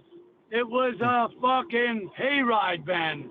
They had a cart, a lorry, 2 bales of hay, John Lennon with a pompadour, Paul McCartney, 16 years old, and a couple of other people called the Quarrymen playing this song. Long, long lost John, in the morning, long, long lost John. Oh, listen to them. It was called Skiffle, and it went like this. The train that I ride has 21 coaches long. The train that I ride has 21 coaches long. The train that I ride has 21 coaches long. I'm worried now, but I won't be worried long. And so Skiffle was bass guitar and banjo. Ah, lovely pub song, isn't it? What the fuck was that? What? I don't know. You're gonna do it. Let me hear. Oh, I said, lovely pub song, isn't it? Great to learn. Hey, Al Graham. Hey, Trevor, it's Frank. I'm doing great to learn. Frankie, you have got Al Graham on the phone. Hi, how you doing? I'm doing great so far. Frankie's on. I'm online. Things are going great so far. Frankie McDonald. I can't. Everybody. Frankie It's me, Frankie Dell. I'm doing great so far. Hi, Frankie. Hi, Frankie. How you doing? Hi, Frankie. I'm doing. Frankie, what How are you you doing? I'm doing great. Why is Frank? Al, and Frankie. Yes, sir.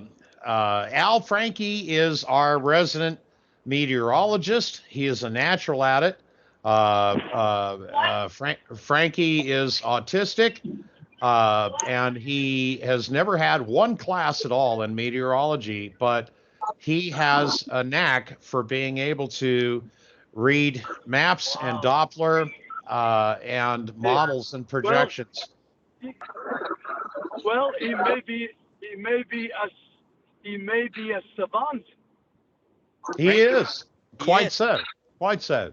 Frankie, tell us the weather in we're in San Diego. What's the weather like in San Diego, Frankie? Really, really, really warm weather this week. Yeah, that's it. Okay. Well, he's not looking. That's just off the top of his head. Hey, Frankie, what's the weather going to be on Halloween in New York? It's doing great. And Halloween, New York's going to bring a lot of rain. New York this weekend coming. This Tuesday coming, and Halloween's going to bring lots of rain in New York City, including Compound Media, New York City. That's interesting. That's too bad. We got the same weather here in Texas. I want to hook. Hey, do you know that guy, Don Jameson? He lives in New York. He runs his podcast on Compound Media at 7 p.m. Eastern every Tuesday nights. Awesome. Frankie, can I ask you a question? Can I ask Frankie a question? Frankie. Are you there, Frankie? He's listening. What the fuck? Oh, he doesn't answer. He's a mime. I got it. Okay, Frankie, listen to this. I'd like you to be on my podcast, man. Would you like that? It's podcast. Oh, yeah. Well, fuck. Don't answer right away. Take your time. Frankie, can you hear Al? Okay, dead air here. Frankie, answer him. No, he's looking. I'm working on it. Frankie, That I will means Chino suck your- can't take be a guest on their podcast. What the fuck did he say? Okay, you guys were walking on each other. Frankie is looking into getting on your podcast at this moment. That's what I heard. Frankie is somewhat of a celebrity. Right. Yeah. Well, I like his stuff right away. So he's speaking what we call in-debt tongues. It's a language that only he fucking knows. It's great, isn't it? I love it. But I understand. You know how far out I am. I fucking understood every word. I loved it. Gotta have it on my podcast, man. It's Martian. Thank you, Frankie. Frankie will be on I'll listen, son. He will. Listen to me, you young man. You put this show together how long ago? What? A long time, a while back. Long delay here, no? We had delay. Go ahead. Frankie's in Canada. Frankie's in Canada. Yeah, we do have a little bit of delay going on right now between Al and Frankie. All right. Yeah, all right. So let's do this. Do you mind if I sing you a short song? Okay. Delay. I just found it off Peabody. And I just found it off Nelson Peabody. He's in Tokyo in the meeting right now. He won't be able to call Trevor's Happy Hour because he's in Tokyo for a meeting. He's on a business trip to Tokyo, Japan. And then later on this week, he's going to Singapore. Again? Nice. Andrew Herbert. Yeah. Hey, Frankie, Al would like to know if you would like to hear him sing a song. Moving to the country, gonna get in a lot of beaches. No. He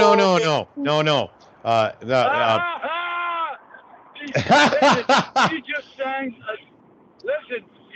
sang a John Prine song, and it goes like this. Try to find Jesus, eat a lot of peaches, try to find Jesus on your own. Is that what you sang? Frankie was doing the song Peaches. Trevor, who's the artist? Presidents of the United States of America. He's the band that started Peaches. Yeah. Presidents of the United States of America. Peaches. Yeah, right. And Al. Johnny fucking Prine. Al is saying John Prine actually did the first, I don't want to say version because they're two different songs, but you know what I mean. Yeah. Did you ever hear Warren Zevon's Carmelita? Yes. Great song. I love it. Am I going to get to sing a fucking song or not? Yep. Well, When they tell you to talk, okay? They're great. I've got Frankie, I've got Cassidy, I've got Christian, and they're all talking over us, so we have to let them talk. Let's let them talk right now. Let's let them. I would just like to say to Alan that I am relatively. Wait a minute. Wait before you go. Try that in an English accent. I would just like to say that Alan and I are rather close, geographically, I should say. I am right at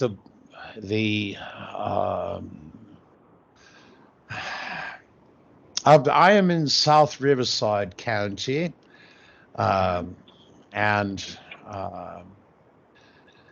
the eastern border is right up against San Diego County, in the hills, of course. So, Alan, you yes. You want to meet on the border? Would you like to meet on the border? The border. Yes. You and I are rather close, actually, less than 100 miles, I should say. Well, listen, why don't you take your nose from out of your arse and speak to me normally? Oh, you want fucking normal? Okay. Yes, I fucking do. All right. Fucking You know normal, what the- asshole. you know what I'm the a word- hop, skip, and a jump from your You know dumb ass. And why the fuck would you want to live in there San you go. Diego? Jesus, mother, shit, ass, Christ. Fuck. What a shithole San you ever Diego been has to- become. Have you ever been to Coronado? Tell me that's a shithole. Oh, Coronado Island? Yes. Well, actually, my neighbor and one of my very best friends who just passed was stationed on Coronado. He just passed a couple of weeks ago. He was 77. He was a Vietnam veteran, and he trained in the Navy on Coronado, and asked to be stationed on a What's swift. his name? What was his name? Richard Bowles. Bowles. Well, Godspeed, son. Godspeed. Thank you for your service, and God bless you. No, not me. That was my neighbor, and I'm sending a okay. prayer to heaven for him, not you. I got you. Anyway, listen. you are always more than welcome at my house. I have a full bar here,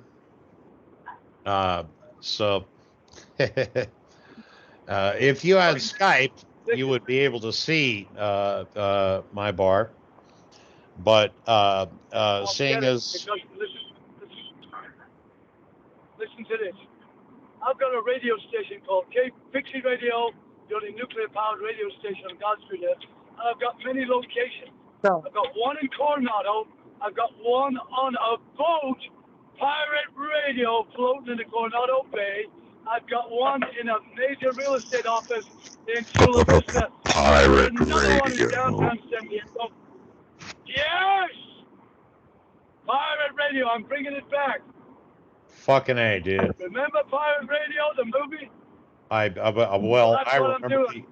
I remember the actual radio station. That was Scott Shannon. I do too, son. Was it Scott Shannon? Simon Dees would talk to the pilots flying above him, and he would say to them, hey, wiggle your wings and I'll play you a record. And the RAF would fly over the fucking boat off the 3 mile limit. Yep. And the government said to them one day, now look here, you can't be doing advertising. And they said, well, listen, we're outside the 3 mile limit, so fuck you. And the government said, no, fuck you. And they came and fucked them. And they all had to abandon the project. And they all jumped overboard in retaliation. It was a great fucking movie.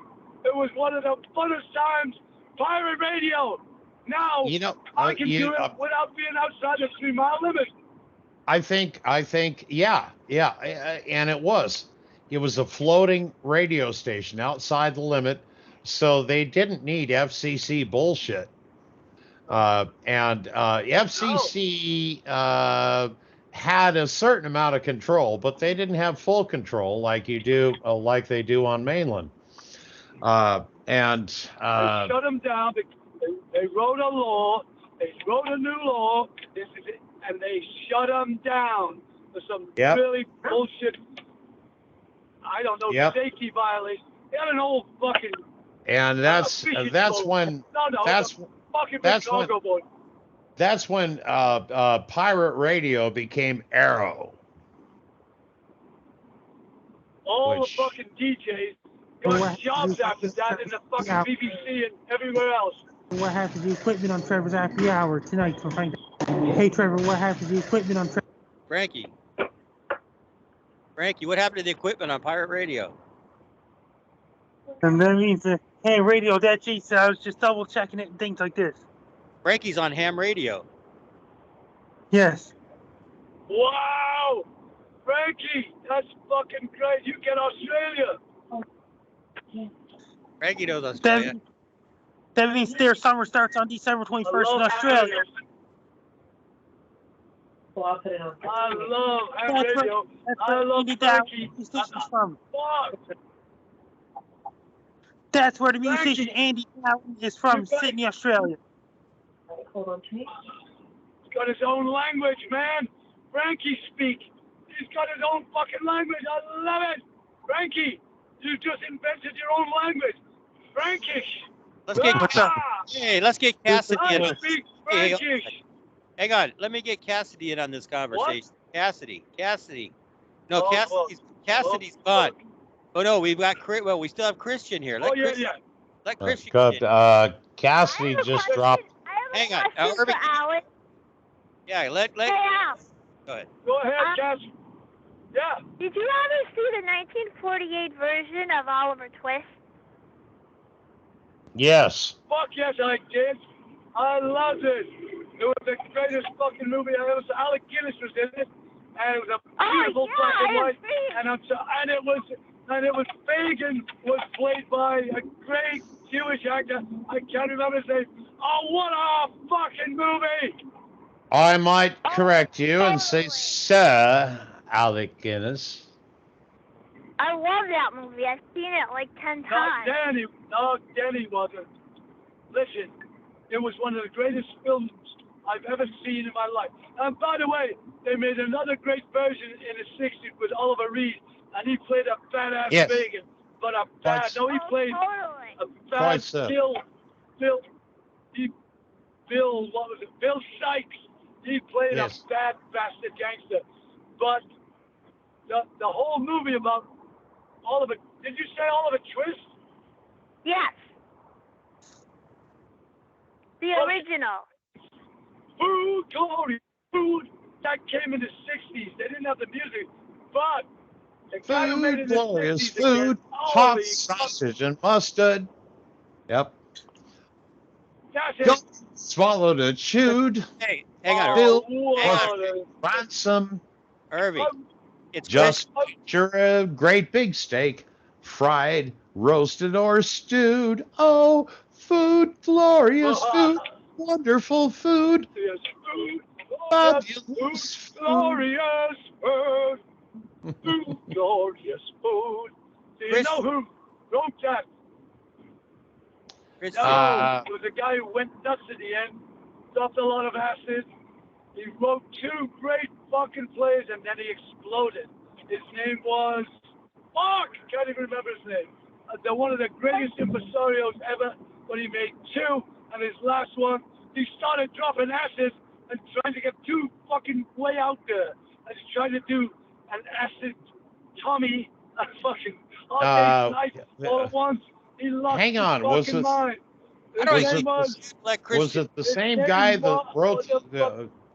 Was it the same guy? The little boy? Was it Oliver Davies? I don't know his first name, but it was Davies. Davy Jones.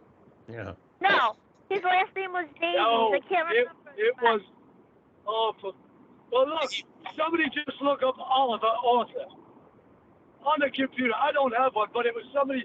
Oh, Lionel Bart! Holy fucking shit!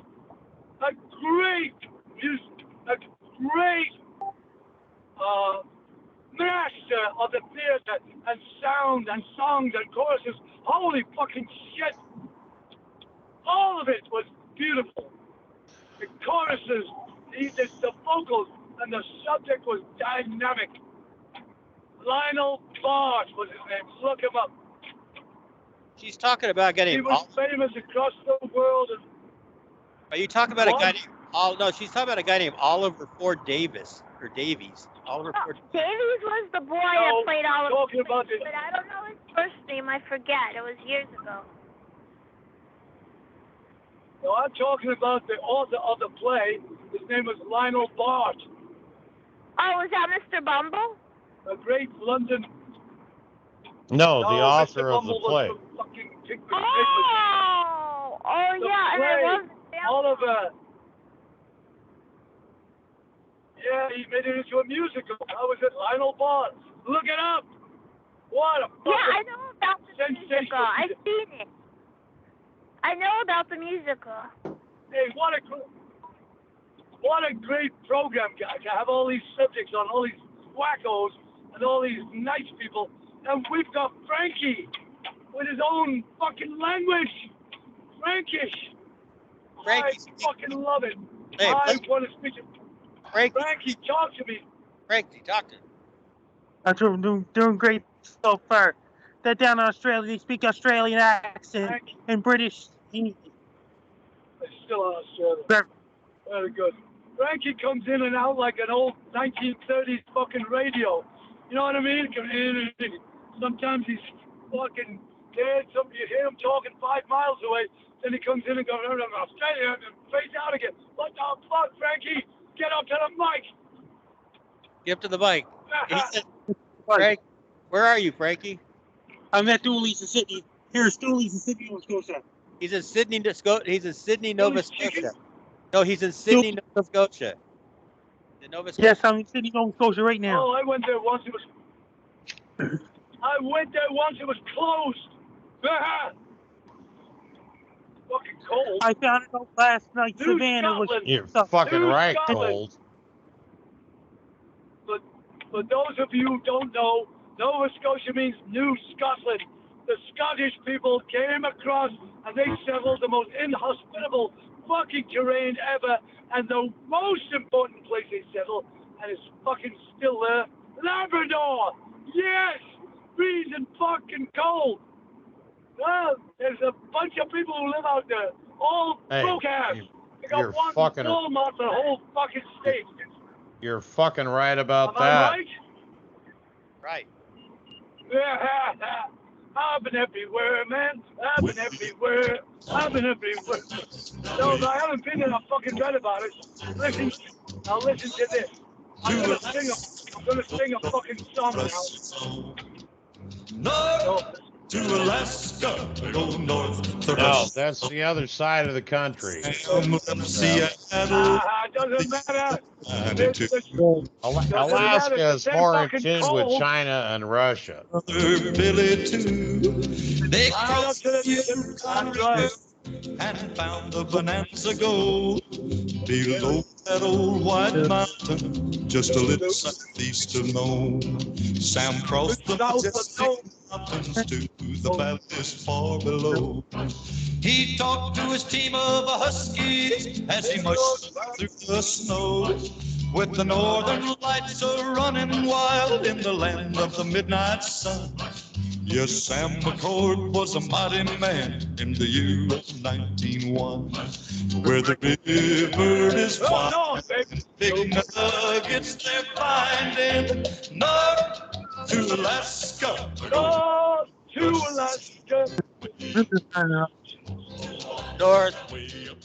Fucking great song. Great song, man. Hey, Frankie. How'd you like that? Frankie. Sing it, Frankie. Sing it. North to Alaska. What a great song.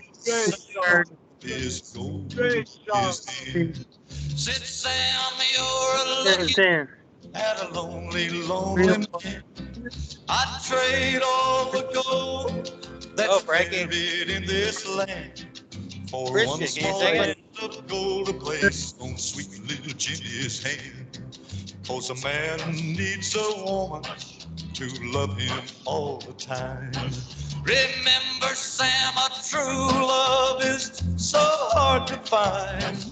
I'd build for my Jenny a honeymoon home below that old white mountain, just a little southeast of Nome, where the river is winding, big nuggets they're finding.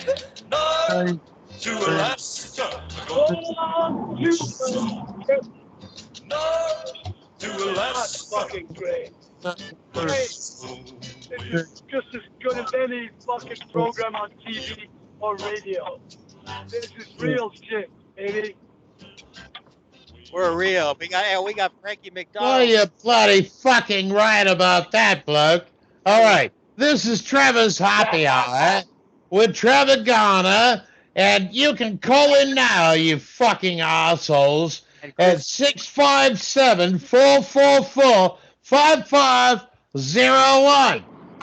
Now, in case you didn't get it the first bloody fucking time, it's 657-444-5501.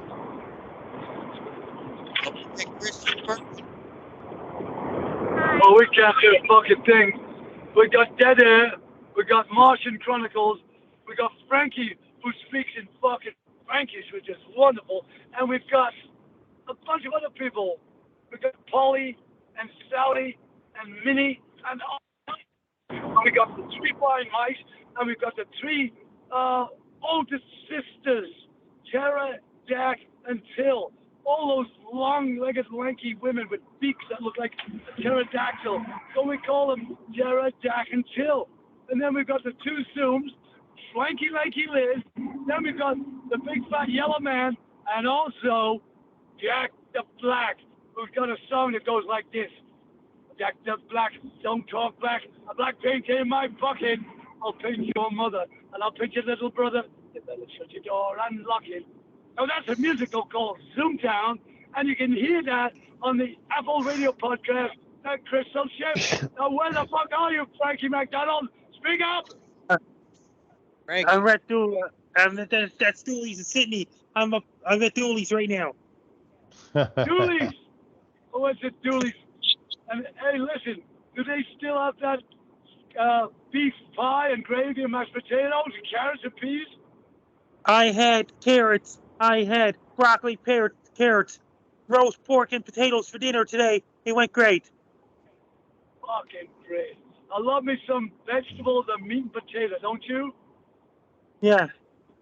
When I go up to Canada, I'm going to have a grilled yak with sweet potatoes and all kinds of shit like that because yak is good eating. You know that, right? Oh, Well, yak. Yak is kind of like a cow. Better.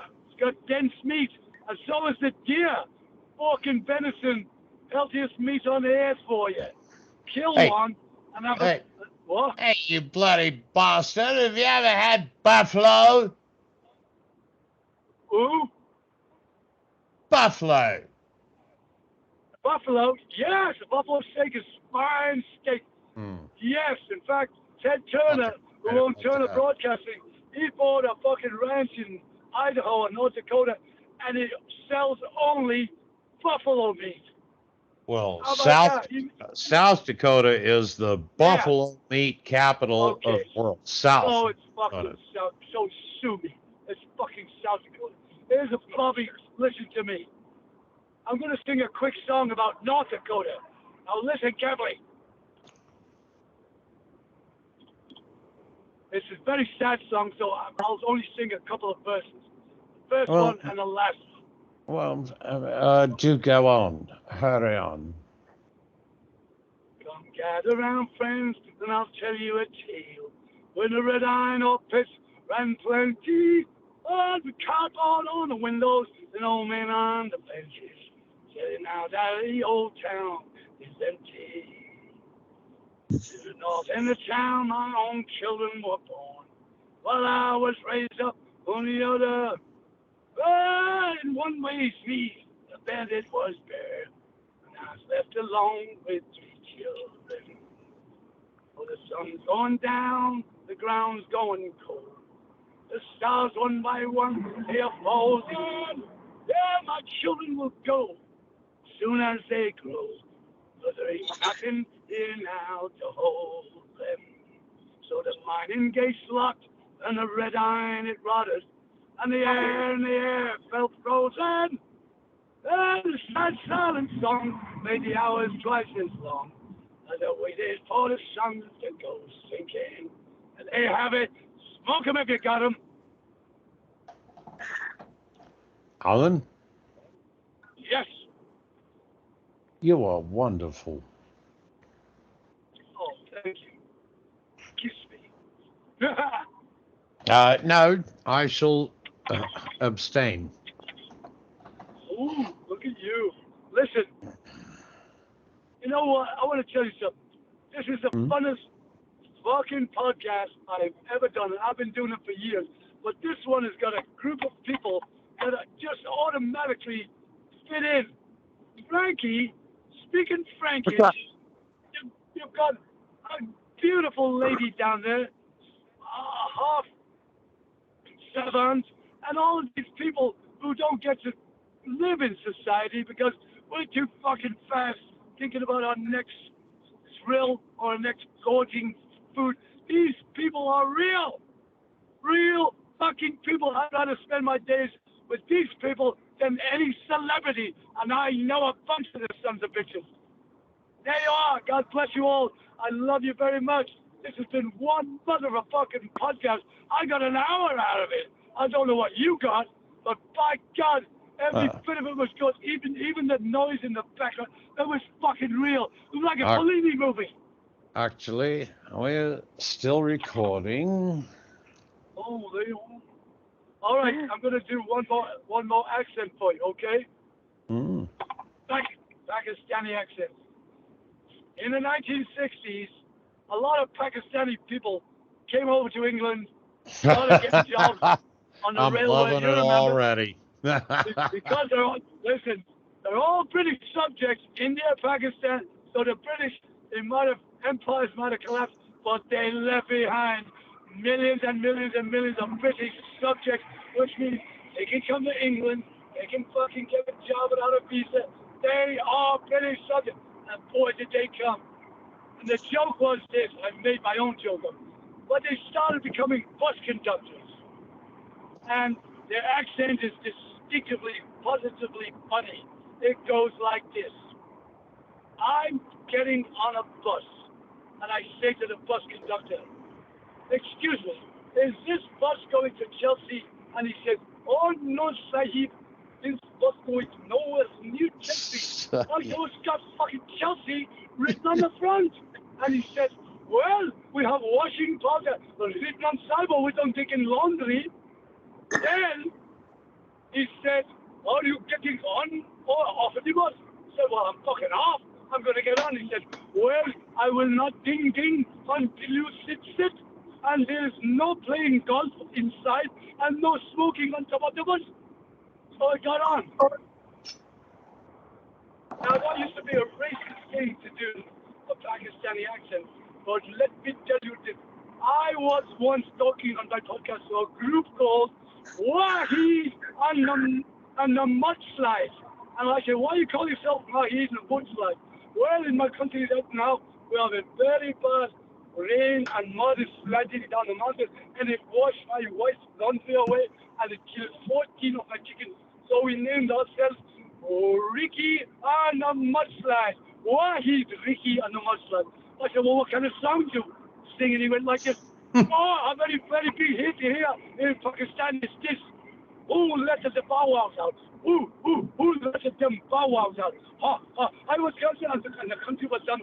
Yippee, yippee, I go. Oh, yippee, yippee, I go. Who let the bow wows out? Wow, woof, woof. I said, that's going to be a fucking hit.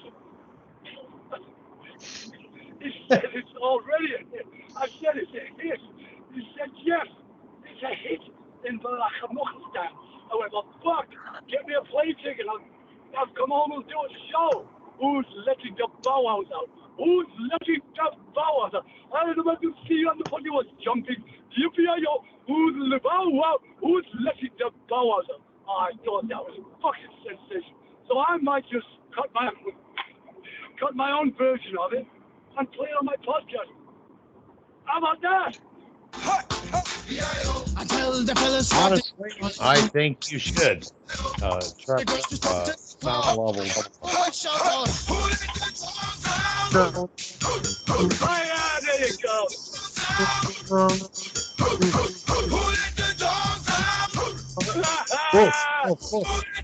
Okay. Now listen. Please listen.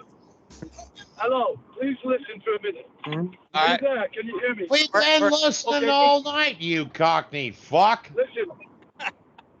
I want to take a turn towards Snoop Dogg.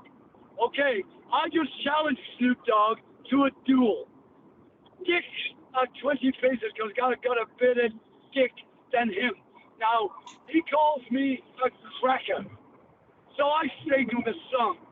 He took a song at Jim Morrison's a few years ago. And he did he plagiarized on the song. And then he jumped in on the recording and said, hey, Jim, it's you and me, right? So, you fuck. You couldn't even make your own song up. You took Jim Morrison's. And by doing that, you took his name. And you didn't pay a fucking nickel. So I challenged Snoop with this response to his song. Mr. Snoop Dogg, you're a phony black man. Mr. Snoop Dogg, you're a phony black man. Well, Snoop Dogg is... Negro. If you call me cracker, I can call you Negro. You call me cracker. Mr. Snoop Dogg, you're selling white cereal to the teenager in the white community, but there ain't no Negro in the ghetto got enough money to buy that shit. And the other day, me and my bodyguard in the van store saw your cereal on the discount bill. It's going for 50 cents, Mr. fucking Snoop Dogg. It didn't work. And anyway, it's just a big bag of sugar. You're selling white cereal to the white child. You can't sell it to, you lost your credibility. Mr. Snoop Dogg. Take Jim Morrison, put him in the can.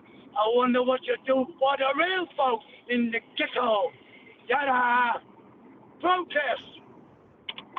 Well, you do know that Snoop Dogg is the only authenticated murderer that is involved in music, right?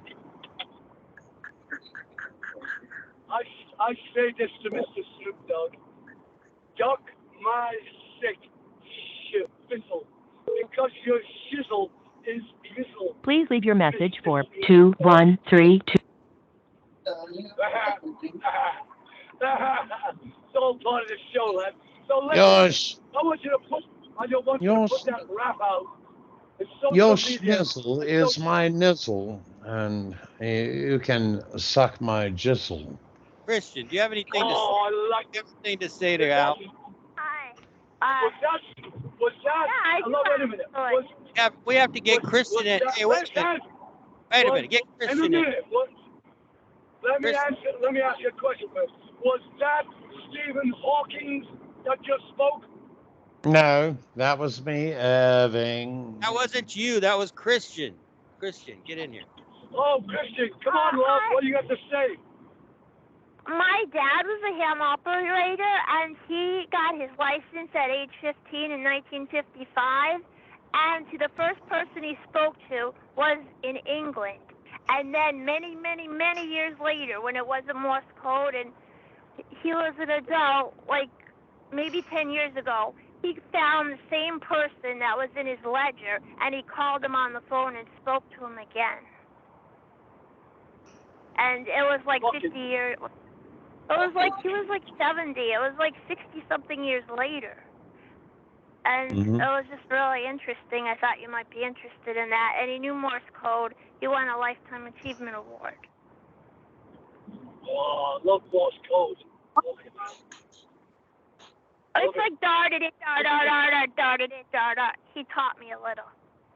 Listen, Tommy Steele, a 1950s rock and roll singer from London, he sang a song about Marconi, and it went like this. He put the wireless on the bloody man. Dick, dick, dick, da, da, da, da, da, do. Yeah, the Morse fucking code was in a song by Tommy Steele, 1957. Look it up. You know what? Yeah. Marconi. Yeah. Morse code. Do you remember the Telstar? Play that. The first Moog synthesizer was Telstar in 1961, too. Telstar. Well, there. Put it on. It's great. Roger Moog. Hey, Al, what's your favorite movie of all time? All time, I was talking about it today. Well, there are many, but the best one that sticks with me forever was Grapes of Wrath by Steinbeck, and it was Henry Fonda, and it was about the Oklahoma migration during the Dust Bowl era. Woody Guthrie came out of it. All the protest singers came out of it. They were beating the fuck out of people in California because they wanted to form a union to pick the crops. They didn't win. Anyway, it was a great time and a great movie. California is a fucking big liberal piece of shit. Some of it is. Some of it isn't. You got, listen, everywhere you've got A-type assholes and B-type assholes. In every country, in every political party, in every force, in every fucking organization that it is, you've got You know what? In our country, anytime people start speaking against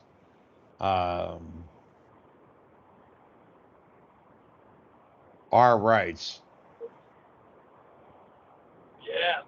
in every generation, there are people that stand up. In every subsequent generations, people stand down. When I say the most politically incorrect thing, I'm gonna fucking say it. Oh, fuck yeah! Fuck yeah! Say it. Listen to this. A guy came to visit a friend of mine, a doctor, and he came by invites from the doctor's wife, and the wife was a friend of the girl, but she didn't know this fucking guy. He came in with a thick accent. I think you know what? It doesn't matter, but I call him liver lips. What kind of an accent? What kind of an accent? Straightforward. Well, it was like this. Your country is the big bully on the world. And I said, listen, you can take a flying fuck off the dark side of the moon. I want to go to your fucking country and do what I can do in my country. He said, well, what is that? I said, somebody's not going to fucking kill me because I like Jesus. And he said, well, this is a racial punt. Walk off out of my house, go back to your own country, and suck my dick on the way out. And he said, I'm not fucking good. So the wife, listen to this, the wife says, well, that's rude. He was my invested guest, invited guest. He came to douche your country. Boot his ass out. Tell me one country where a limey like me can start out with nothing and write 3 books, become any fucking thing he sets his mind on doing, including radio stations, real estate. I don't give a shit what it is. I sell you a fucking Eskimo 2 snowballs and get a fucking rebate. Now listen, this country wait a minute. Well, but hang on. You asked a question. What country can a limey like you, etc., etc.? Yeah, go on. Tell me where. This country, United States. Yes, the only place in the world where you can say, I am somebody. I fucking challenge you to tell me I'm not. And listen to this. My edict has always been never give in, never give up, and never back down unless it's get a better footing. Well, listen to me. A bunch of people will say, you can't do that. You can't do this. You need this. You need that. If you want to become a carpenter, grab a fucking tool bag and walk on the job site. That's what I did. You want to become a salesman, walk in an office and keep fucking talking. They'll hire you. Honestly, I've done all those things. I've worked at executive.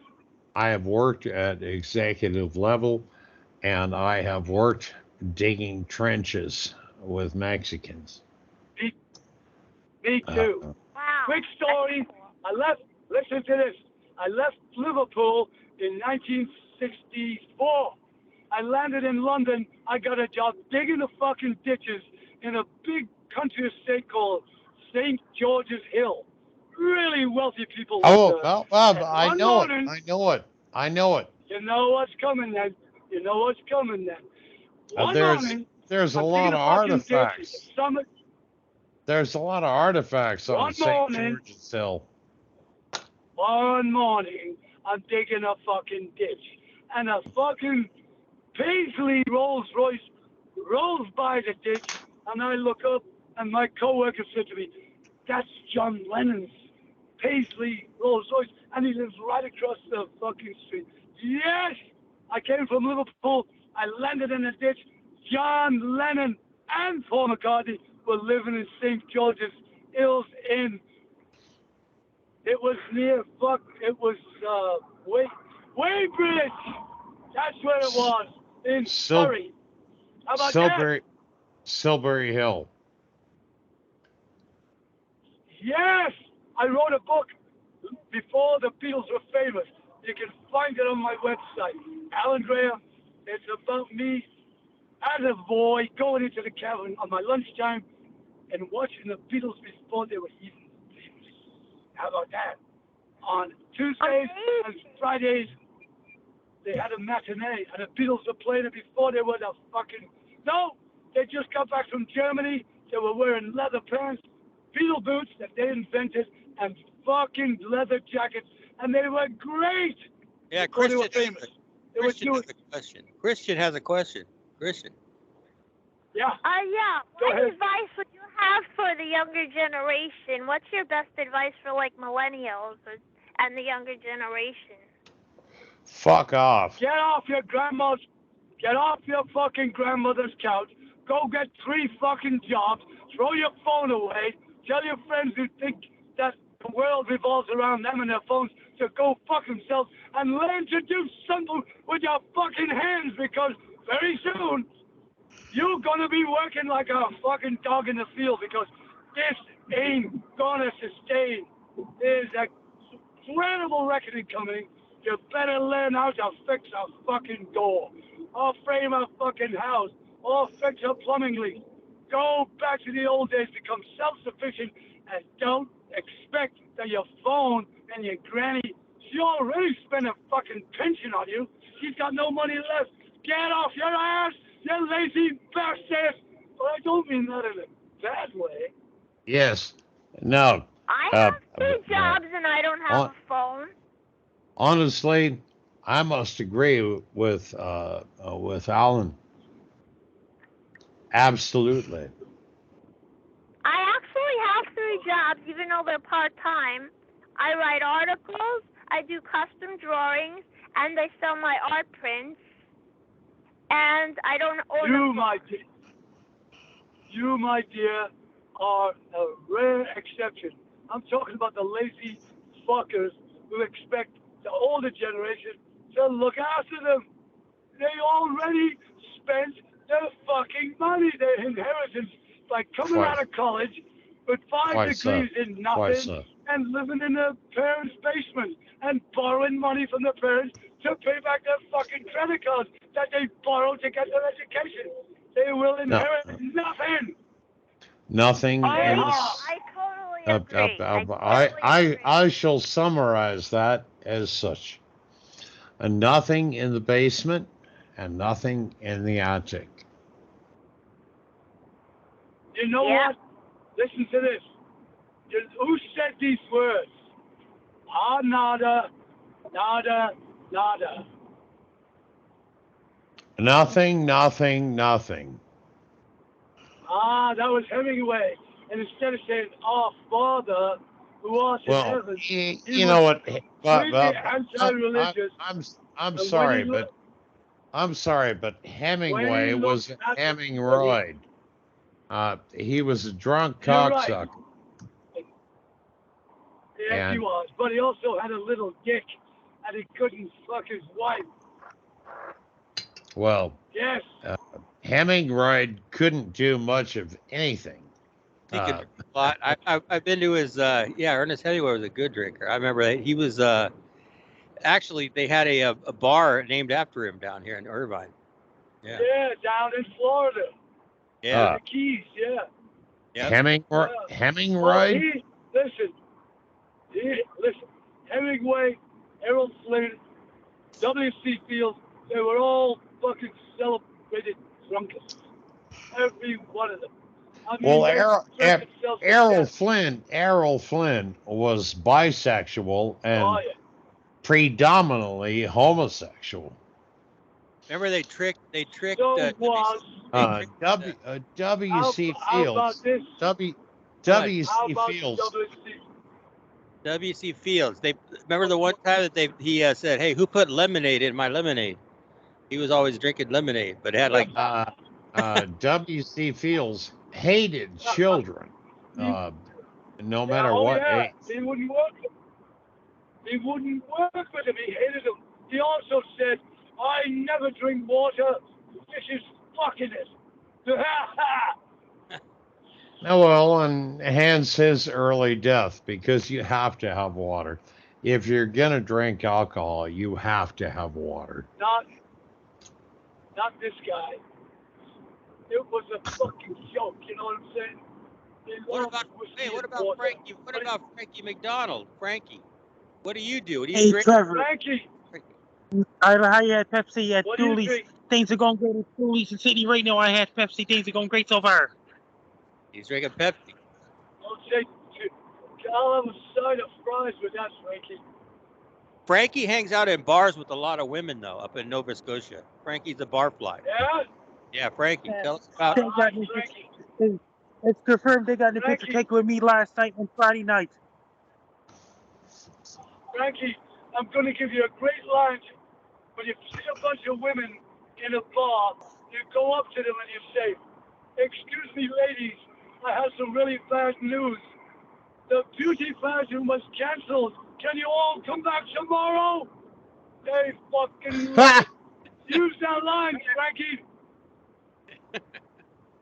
Ladies, I'm doing great so far, including Kimberly and Savannah. Right, Kimberly. Yeah, Frankie has a crush on Savannah and Kimberly on our show. Oh. Let me show the video. Frankie, do you ever want the video? What? Hey. You know what you Kimberly guys and Savannah are in California.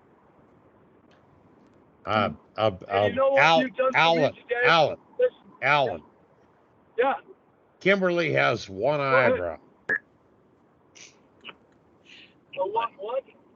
One eyebrow. Kimberly has one eyebrow. Is tattooed. It's tattooed. Wow, that's great. I like it. No. One eyebrow. Listen, one time, it was in the summer, and I was shaving my head, right? And I shaved it too close on one side. I went, fuck! So, I shaved the other side, and I gave myself a hawk mode. I'm a hawk. A hawk. And Here we I painted go. one side fucking purple. Hey, remember this one? Hey, Al, remember this one? Here you go. Here you go. Listen to this one. Here's the song. I have a sad story to tell you. It may hurt your feelings.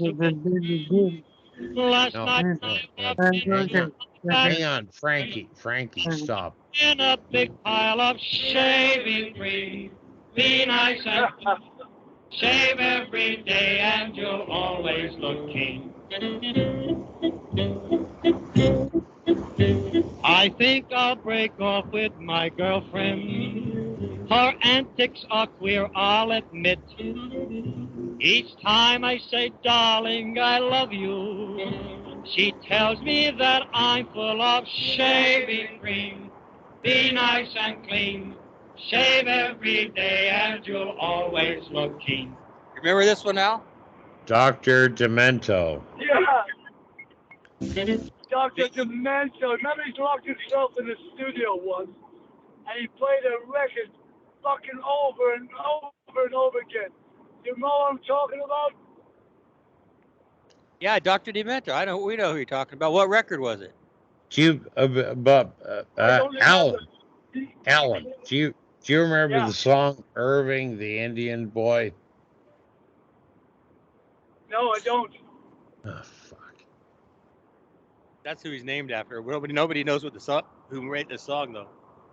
Yeah, So it's is that still. why you got his name, Irving the Indian Boy? Yeah. And Zombie Wolf got his from Frank Zappa's song Zombie Wolf. Frank Zappa, I knew him well. He fucked his band out of the royalties till the day he fucking died. Fucked them all out of the royalties. Yeah, Christian, that's the fucking truth. Christian, you ever heard of Frank Zappa? Did he do It's a Wonderful Life? No. No, that's Frank Capra. Frank Capra. This is what Frank Zappa and the Mothers of Invention was the 60s. Way the fuck out there, man. Well, there was the Mothers of Invention. There was the Mothers, and there was Frank Zappa. Then there's Frankie McDonald. And then came Frankie. What about Frankie? Yeah, I was going to say, then came Frankie McDonald. Frankie, would you sing us? Frankie, can you sing Billy Joel? Hold on, hey, Al. We didn't start. Okay, hold on. Billy Joel, I know, he's Frankie, in the 70s. He's in the age of 70s. Exactly. Hold on, Frankie. Frankie sings Billy Joel's "We Didn't Start the Fire." Go ahead, Frankie, sing it. Yeah. Go. We didn't start the fire, but the world is burning as the world keeps turning in it. We didn't start the fire, but the world keeps burning, the world keeps burning. The fire channel vaccine, England's got a new queen. Fire liberty, Santiago, goodbye. How you like that? Fucking great, Frankie, that was fucking... And China's on a martial law, rock and roll, Cold War, anymore. We didn't start the fire, and the world keeps burning, the world keeps burning.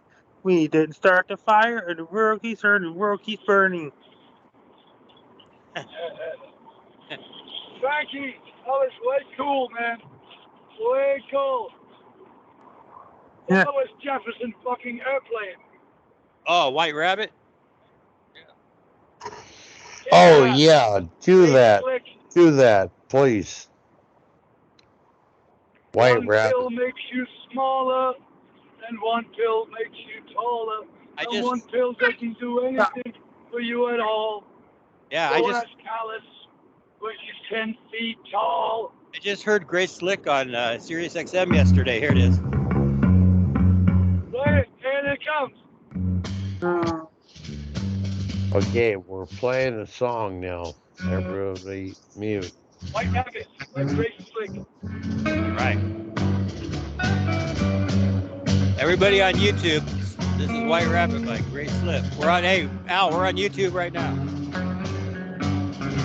Hold on, baby. One pill makes you larger and one pill makes you small. And the ones that mother gives you don't do anything. Go ask Alice. 10 feet tall.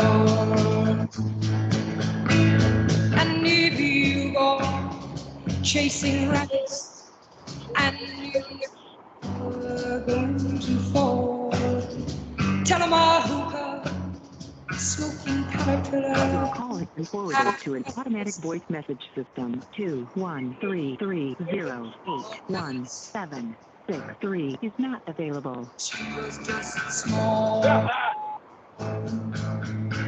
Alice. One man on the chessboard, get up and tell you where to go. And you just had some kind of mushroom, and the other is moving low. Go ask Alice, I think she'll know. When logic and proportion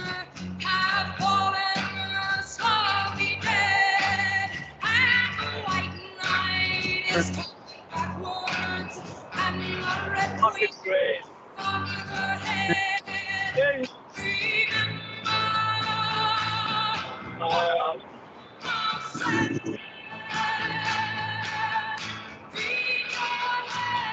Beat your head. Beat your head. The white mouse says beat your head. Christian. Hey, Christian, what do you think of that? That was nice. That was nice. That was great. What? Yeah. I used to like go. Throwback 6. I remember We when all they. dropped acid. Right. I remember when I used to go to the Whiskey A Go-Go, they used to open up the shows and they would play this. And, you know, back then when they had, remember Wild Child? I used to go to the Wild Child concerts back in the 80s. Yep. The Doors, Wild Child. That was my band. Yep. That was my band. You know that, right? I know it. And you know what? I was a big Doors fan. I was there, you know, I was there back in the day when Wild Child was getting started in '88 when they had Apocalypse Now was taking over and the song hit, remember? Yeah, Apocalypse Now brought the Doors back on the map. That's what happened. I put David Brock. I put David Brock in a play called Morrison the Rock Opera. There was 7 other Jim Morrisons in it, all fucking, some of them weird, some of them poets, and it was a great fucking play. And I got it to the edge, and Jim Morrison's father put the kibosh on it. He did not want us to go out, and he blackballed me all the fuck over Hollywood, and I couldn't get any money, so I got desperate, and I raised the money from Larry fucking Flint. I even got financing from Sylvester Stallone and a bunch of other fucking people because the Admiral would not have it. He didn't want the truth to be told about what happened to his son. That's the true story. You can read it in my book, The Sensational Tell-All, I Remember Jim Morrison 2, T-O-O, on Amazon. Or look Alan fucking Graham and Jim fucking Morrison up, and you'll see it all. I'm in Google. Punch it up. Punch up Alan Graham and Larry Flint. Alan Graham, Springfield, Missouri. Alan Graham runs away with the warden's daughter in Springfield, Missouri. Punch all that in your fucking Google and tell me what you come up with. Chris, what do you think of that? Wow, it's a lot. What was like the famous people you knew? Like, what were their names? Well, I was the bodyguard to Sylvester Stallone's young son, Sage, when he was 4 till he was 6. Recently, well, a few years ago, he killed himself, overdosed on Oxycontin. But before he died, he got on Facebook and he talked about his and my life in the big mansion of Sylvester Stallone with all these security guards and phones ringing and people running around all day making movies. The kid was a neglected kid. I became his toy. I took him all over L.A. in the Rocky II Maserati. He gave me a 9mm, me the gun. Yeah, I was his bodyguard and what? Wow, that was really nice of you. Yeah, I also have a question. I have a question about today. Like Sylvester Stallone's daughters are doing these YouTube videos, and Sylvester Stallone's dancing around behind them, trying to like make them famous. Or what's going on with? Huh? Vomit! Vomit! Have you seen it? 4 fingers down your fucking throat. I'm afraid to watch it. It's horrible. First of all, everybody should know this about Rocky. I worked up close with that little prick for a few years. First of all, one side of his mouth is drooping. One of his arms is shorter, and one of his legs is just a little shorter. You'll never see him film from his left side. And he's 5'10". Cowboy boots make him look bigger. Every bit of muscle in him is from fucking steroids. He never lifted a weight in his fucking life. And that's the expose behind Sylvester Stallone. Not only that, he abused his little kid Sage, the prick. If he didn't live up to his lessons at school or his soccer coach idea of what he wanted to be. One morning, I went there. The kid was crying up in his room. He'd stripped out all of his stuffed animals. He'd taken all the bedclothes off his bed, and he turned on the fucking air conditioning and left that kid sitting in his underwear to punish him. How do you fucking think about that? You want to know how he got like that? He was such a little prick when he was a little boy that to go to the movies, his parents had to tie him wrist and foot in a chair and lock him in the fucking closet because he'd break everything in the fucking house. Now, can you imagine that in a stinky, sweaty, ghetto apartment in Queens? And then when they came home, they took off the ropes, and he talked to me personally about it. The sting of the ropes is still on his fucking hands to this day. So he's going to be an abuser, and he abused that kid. What? Frankie has some women here in Nova Scotia wants to introduce you to. Put the woman on for Al. She's doing great over. Where's the women you were going to get Al to talk to? Get her on. Hold on, here he goes. Frankie's going to hunt the women down in the mall. Okay, go get them. Frankie, go get the girls. And he's going to put them on with you, Al. And you can talk to these girls in Canada. Come on. Frankie's a fucking man, isn't it? Get him, Frankie. Yeah. And this is the Al Graham show because Irving the Indian Boy is passed out drunk on his counter. So Al, it's your show now. Irving's gone. he's okay, now, Irving, sleep it off. Now listen to this. Frankie, are you there? Frankie, he's talking to you. Frankie. Frankie, say hi. Hi, guys. Hi, everyone. I'm doing great. Okay, heard you. Go ahead, Frankie. What are you?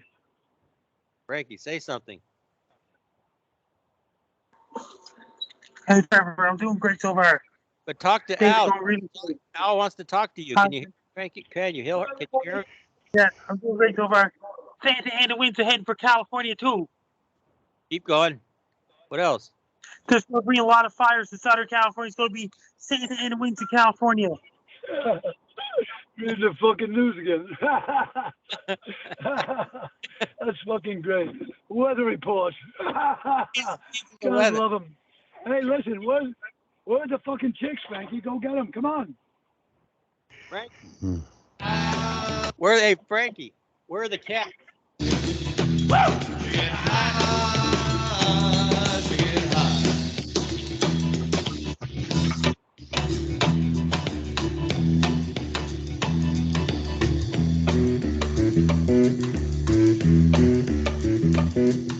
Oh, baby. Country in your eyes. On the train is eyes that lie. Bring on you to the other side. Bring on you to the other side. Go, Frankie, sing it. Sing, break on through, Frankie. Sing.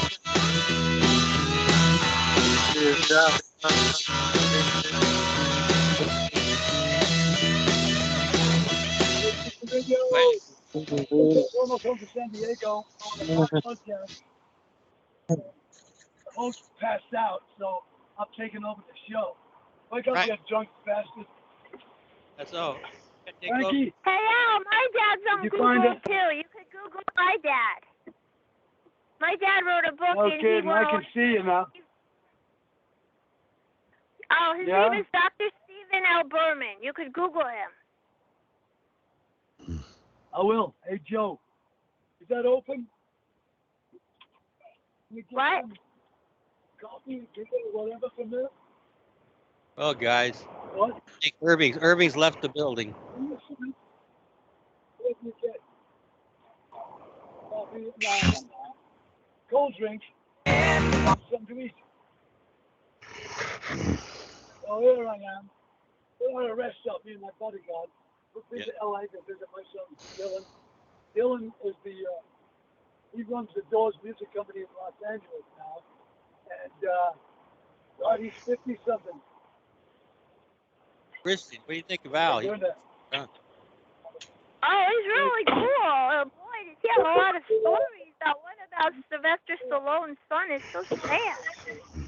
Yeah, and And he's like part of Jim Morrison. He was Jim Morrison's brother. He was. So, of the Doors. We're going to close. Irving's snoring away, Frankie. We're going to close the show out with James Gang. Frankie, you know how to sing for James Gang? It's called Walk Away. James Gang is the name of the song. Al knows James Gang. He knows who James Gang is. Well, Yeah. I do too. Thank. Good night. Good night. Al, you still there? Good night. I guess we've got to go without it. He must have left the building too. All right. Everybody, Christian, thank you for coming on, Frankie. Al Graham, if you come back, I'll turn this down. And Irving the Sleeping Indian Boy. Sleep all day, I'm all night. I know where you're going. I don't think that's All right, everybody. I guess Al's gone. Good night, Chris. Okay. Hi, Chris. Good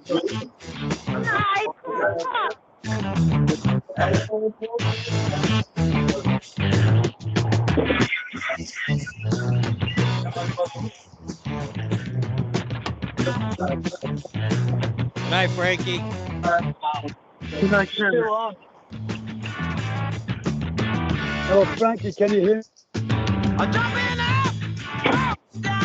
That's the show. We're done. Good night, Al.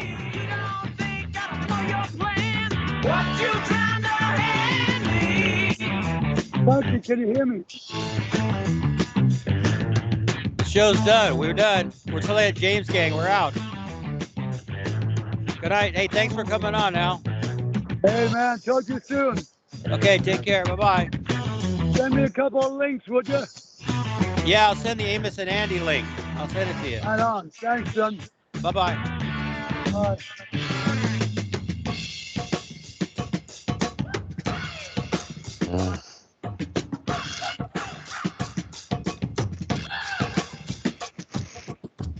Oh, we gotta get this Irving. Oh, the music's perfect. I wish you could see this, Christian. This is like he's like snoring. I'm still here. I know, but Irving's on his desk. He's snoring. He's passed out. Is he drinking whiskey? No, I'm not passed out. Maybe you should call him on the phone. What? Maybe you should call him to wake him up to see if he's all right. No, he's gone. No, I'm here. Hello. We're ending the show, though. This is the end. My only friend, the end. In fact, I'll play that one out. I'm going to end the song with the end. Okay? All right, Christian? This is for Reverend Al, Al Bud, Al Green, Al Sharpton, and everybody. For all the Al's in the world. This is the end. All right. That's it.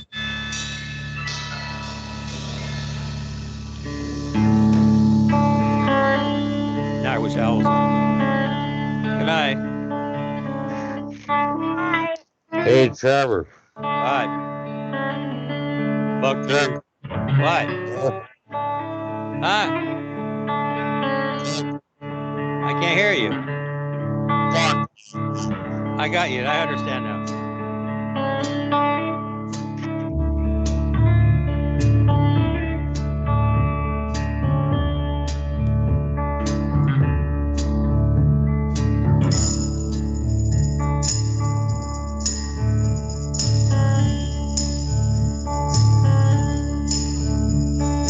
This is the end, beautiful friend. This is the end, my only friend. The end of our elaborate plans. The end of everything that stands. The end. No safety or surprise, the end. I'll never look into your eyes again.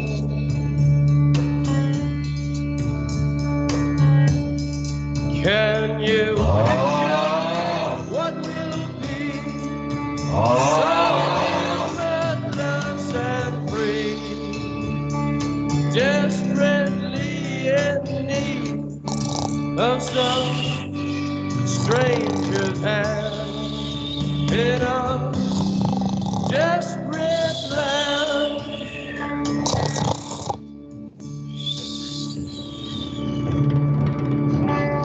Hey, asshole.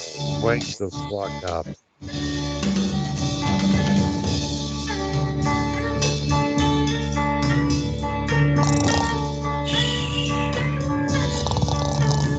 Trevor. Trevor.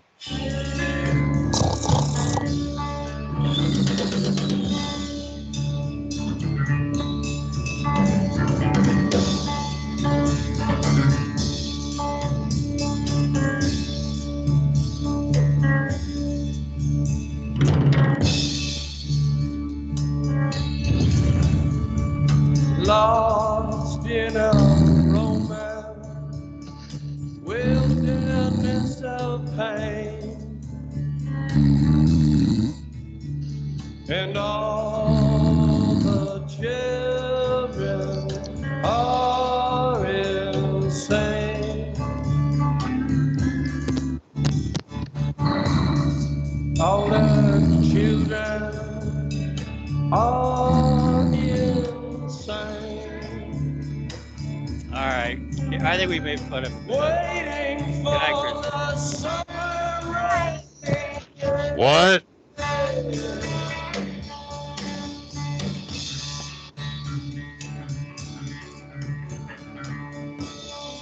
Good night, Irving. Feel better. What? Good night, Irving. Feel better. Hey, darling.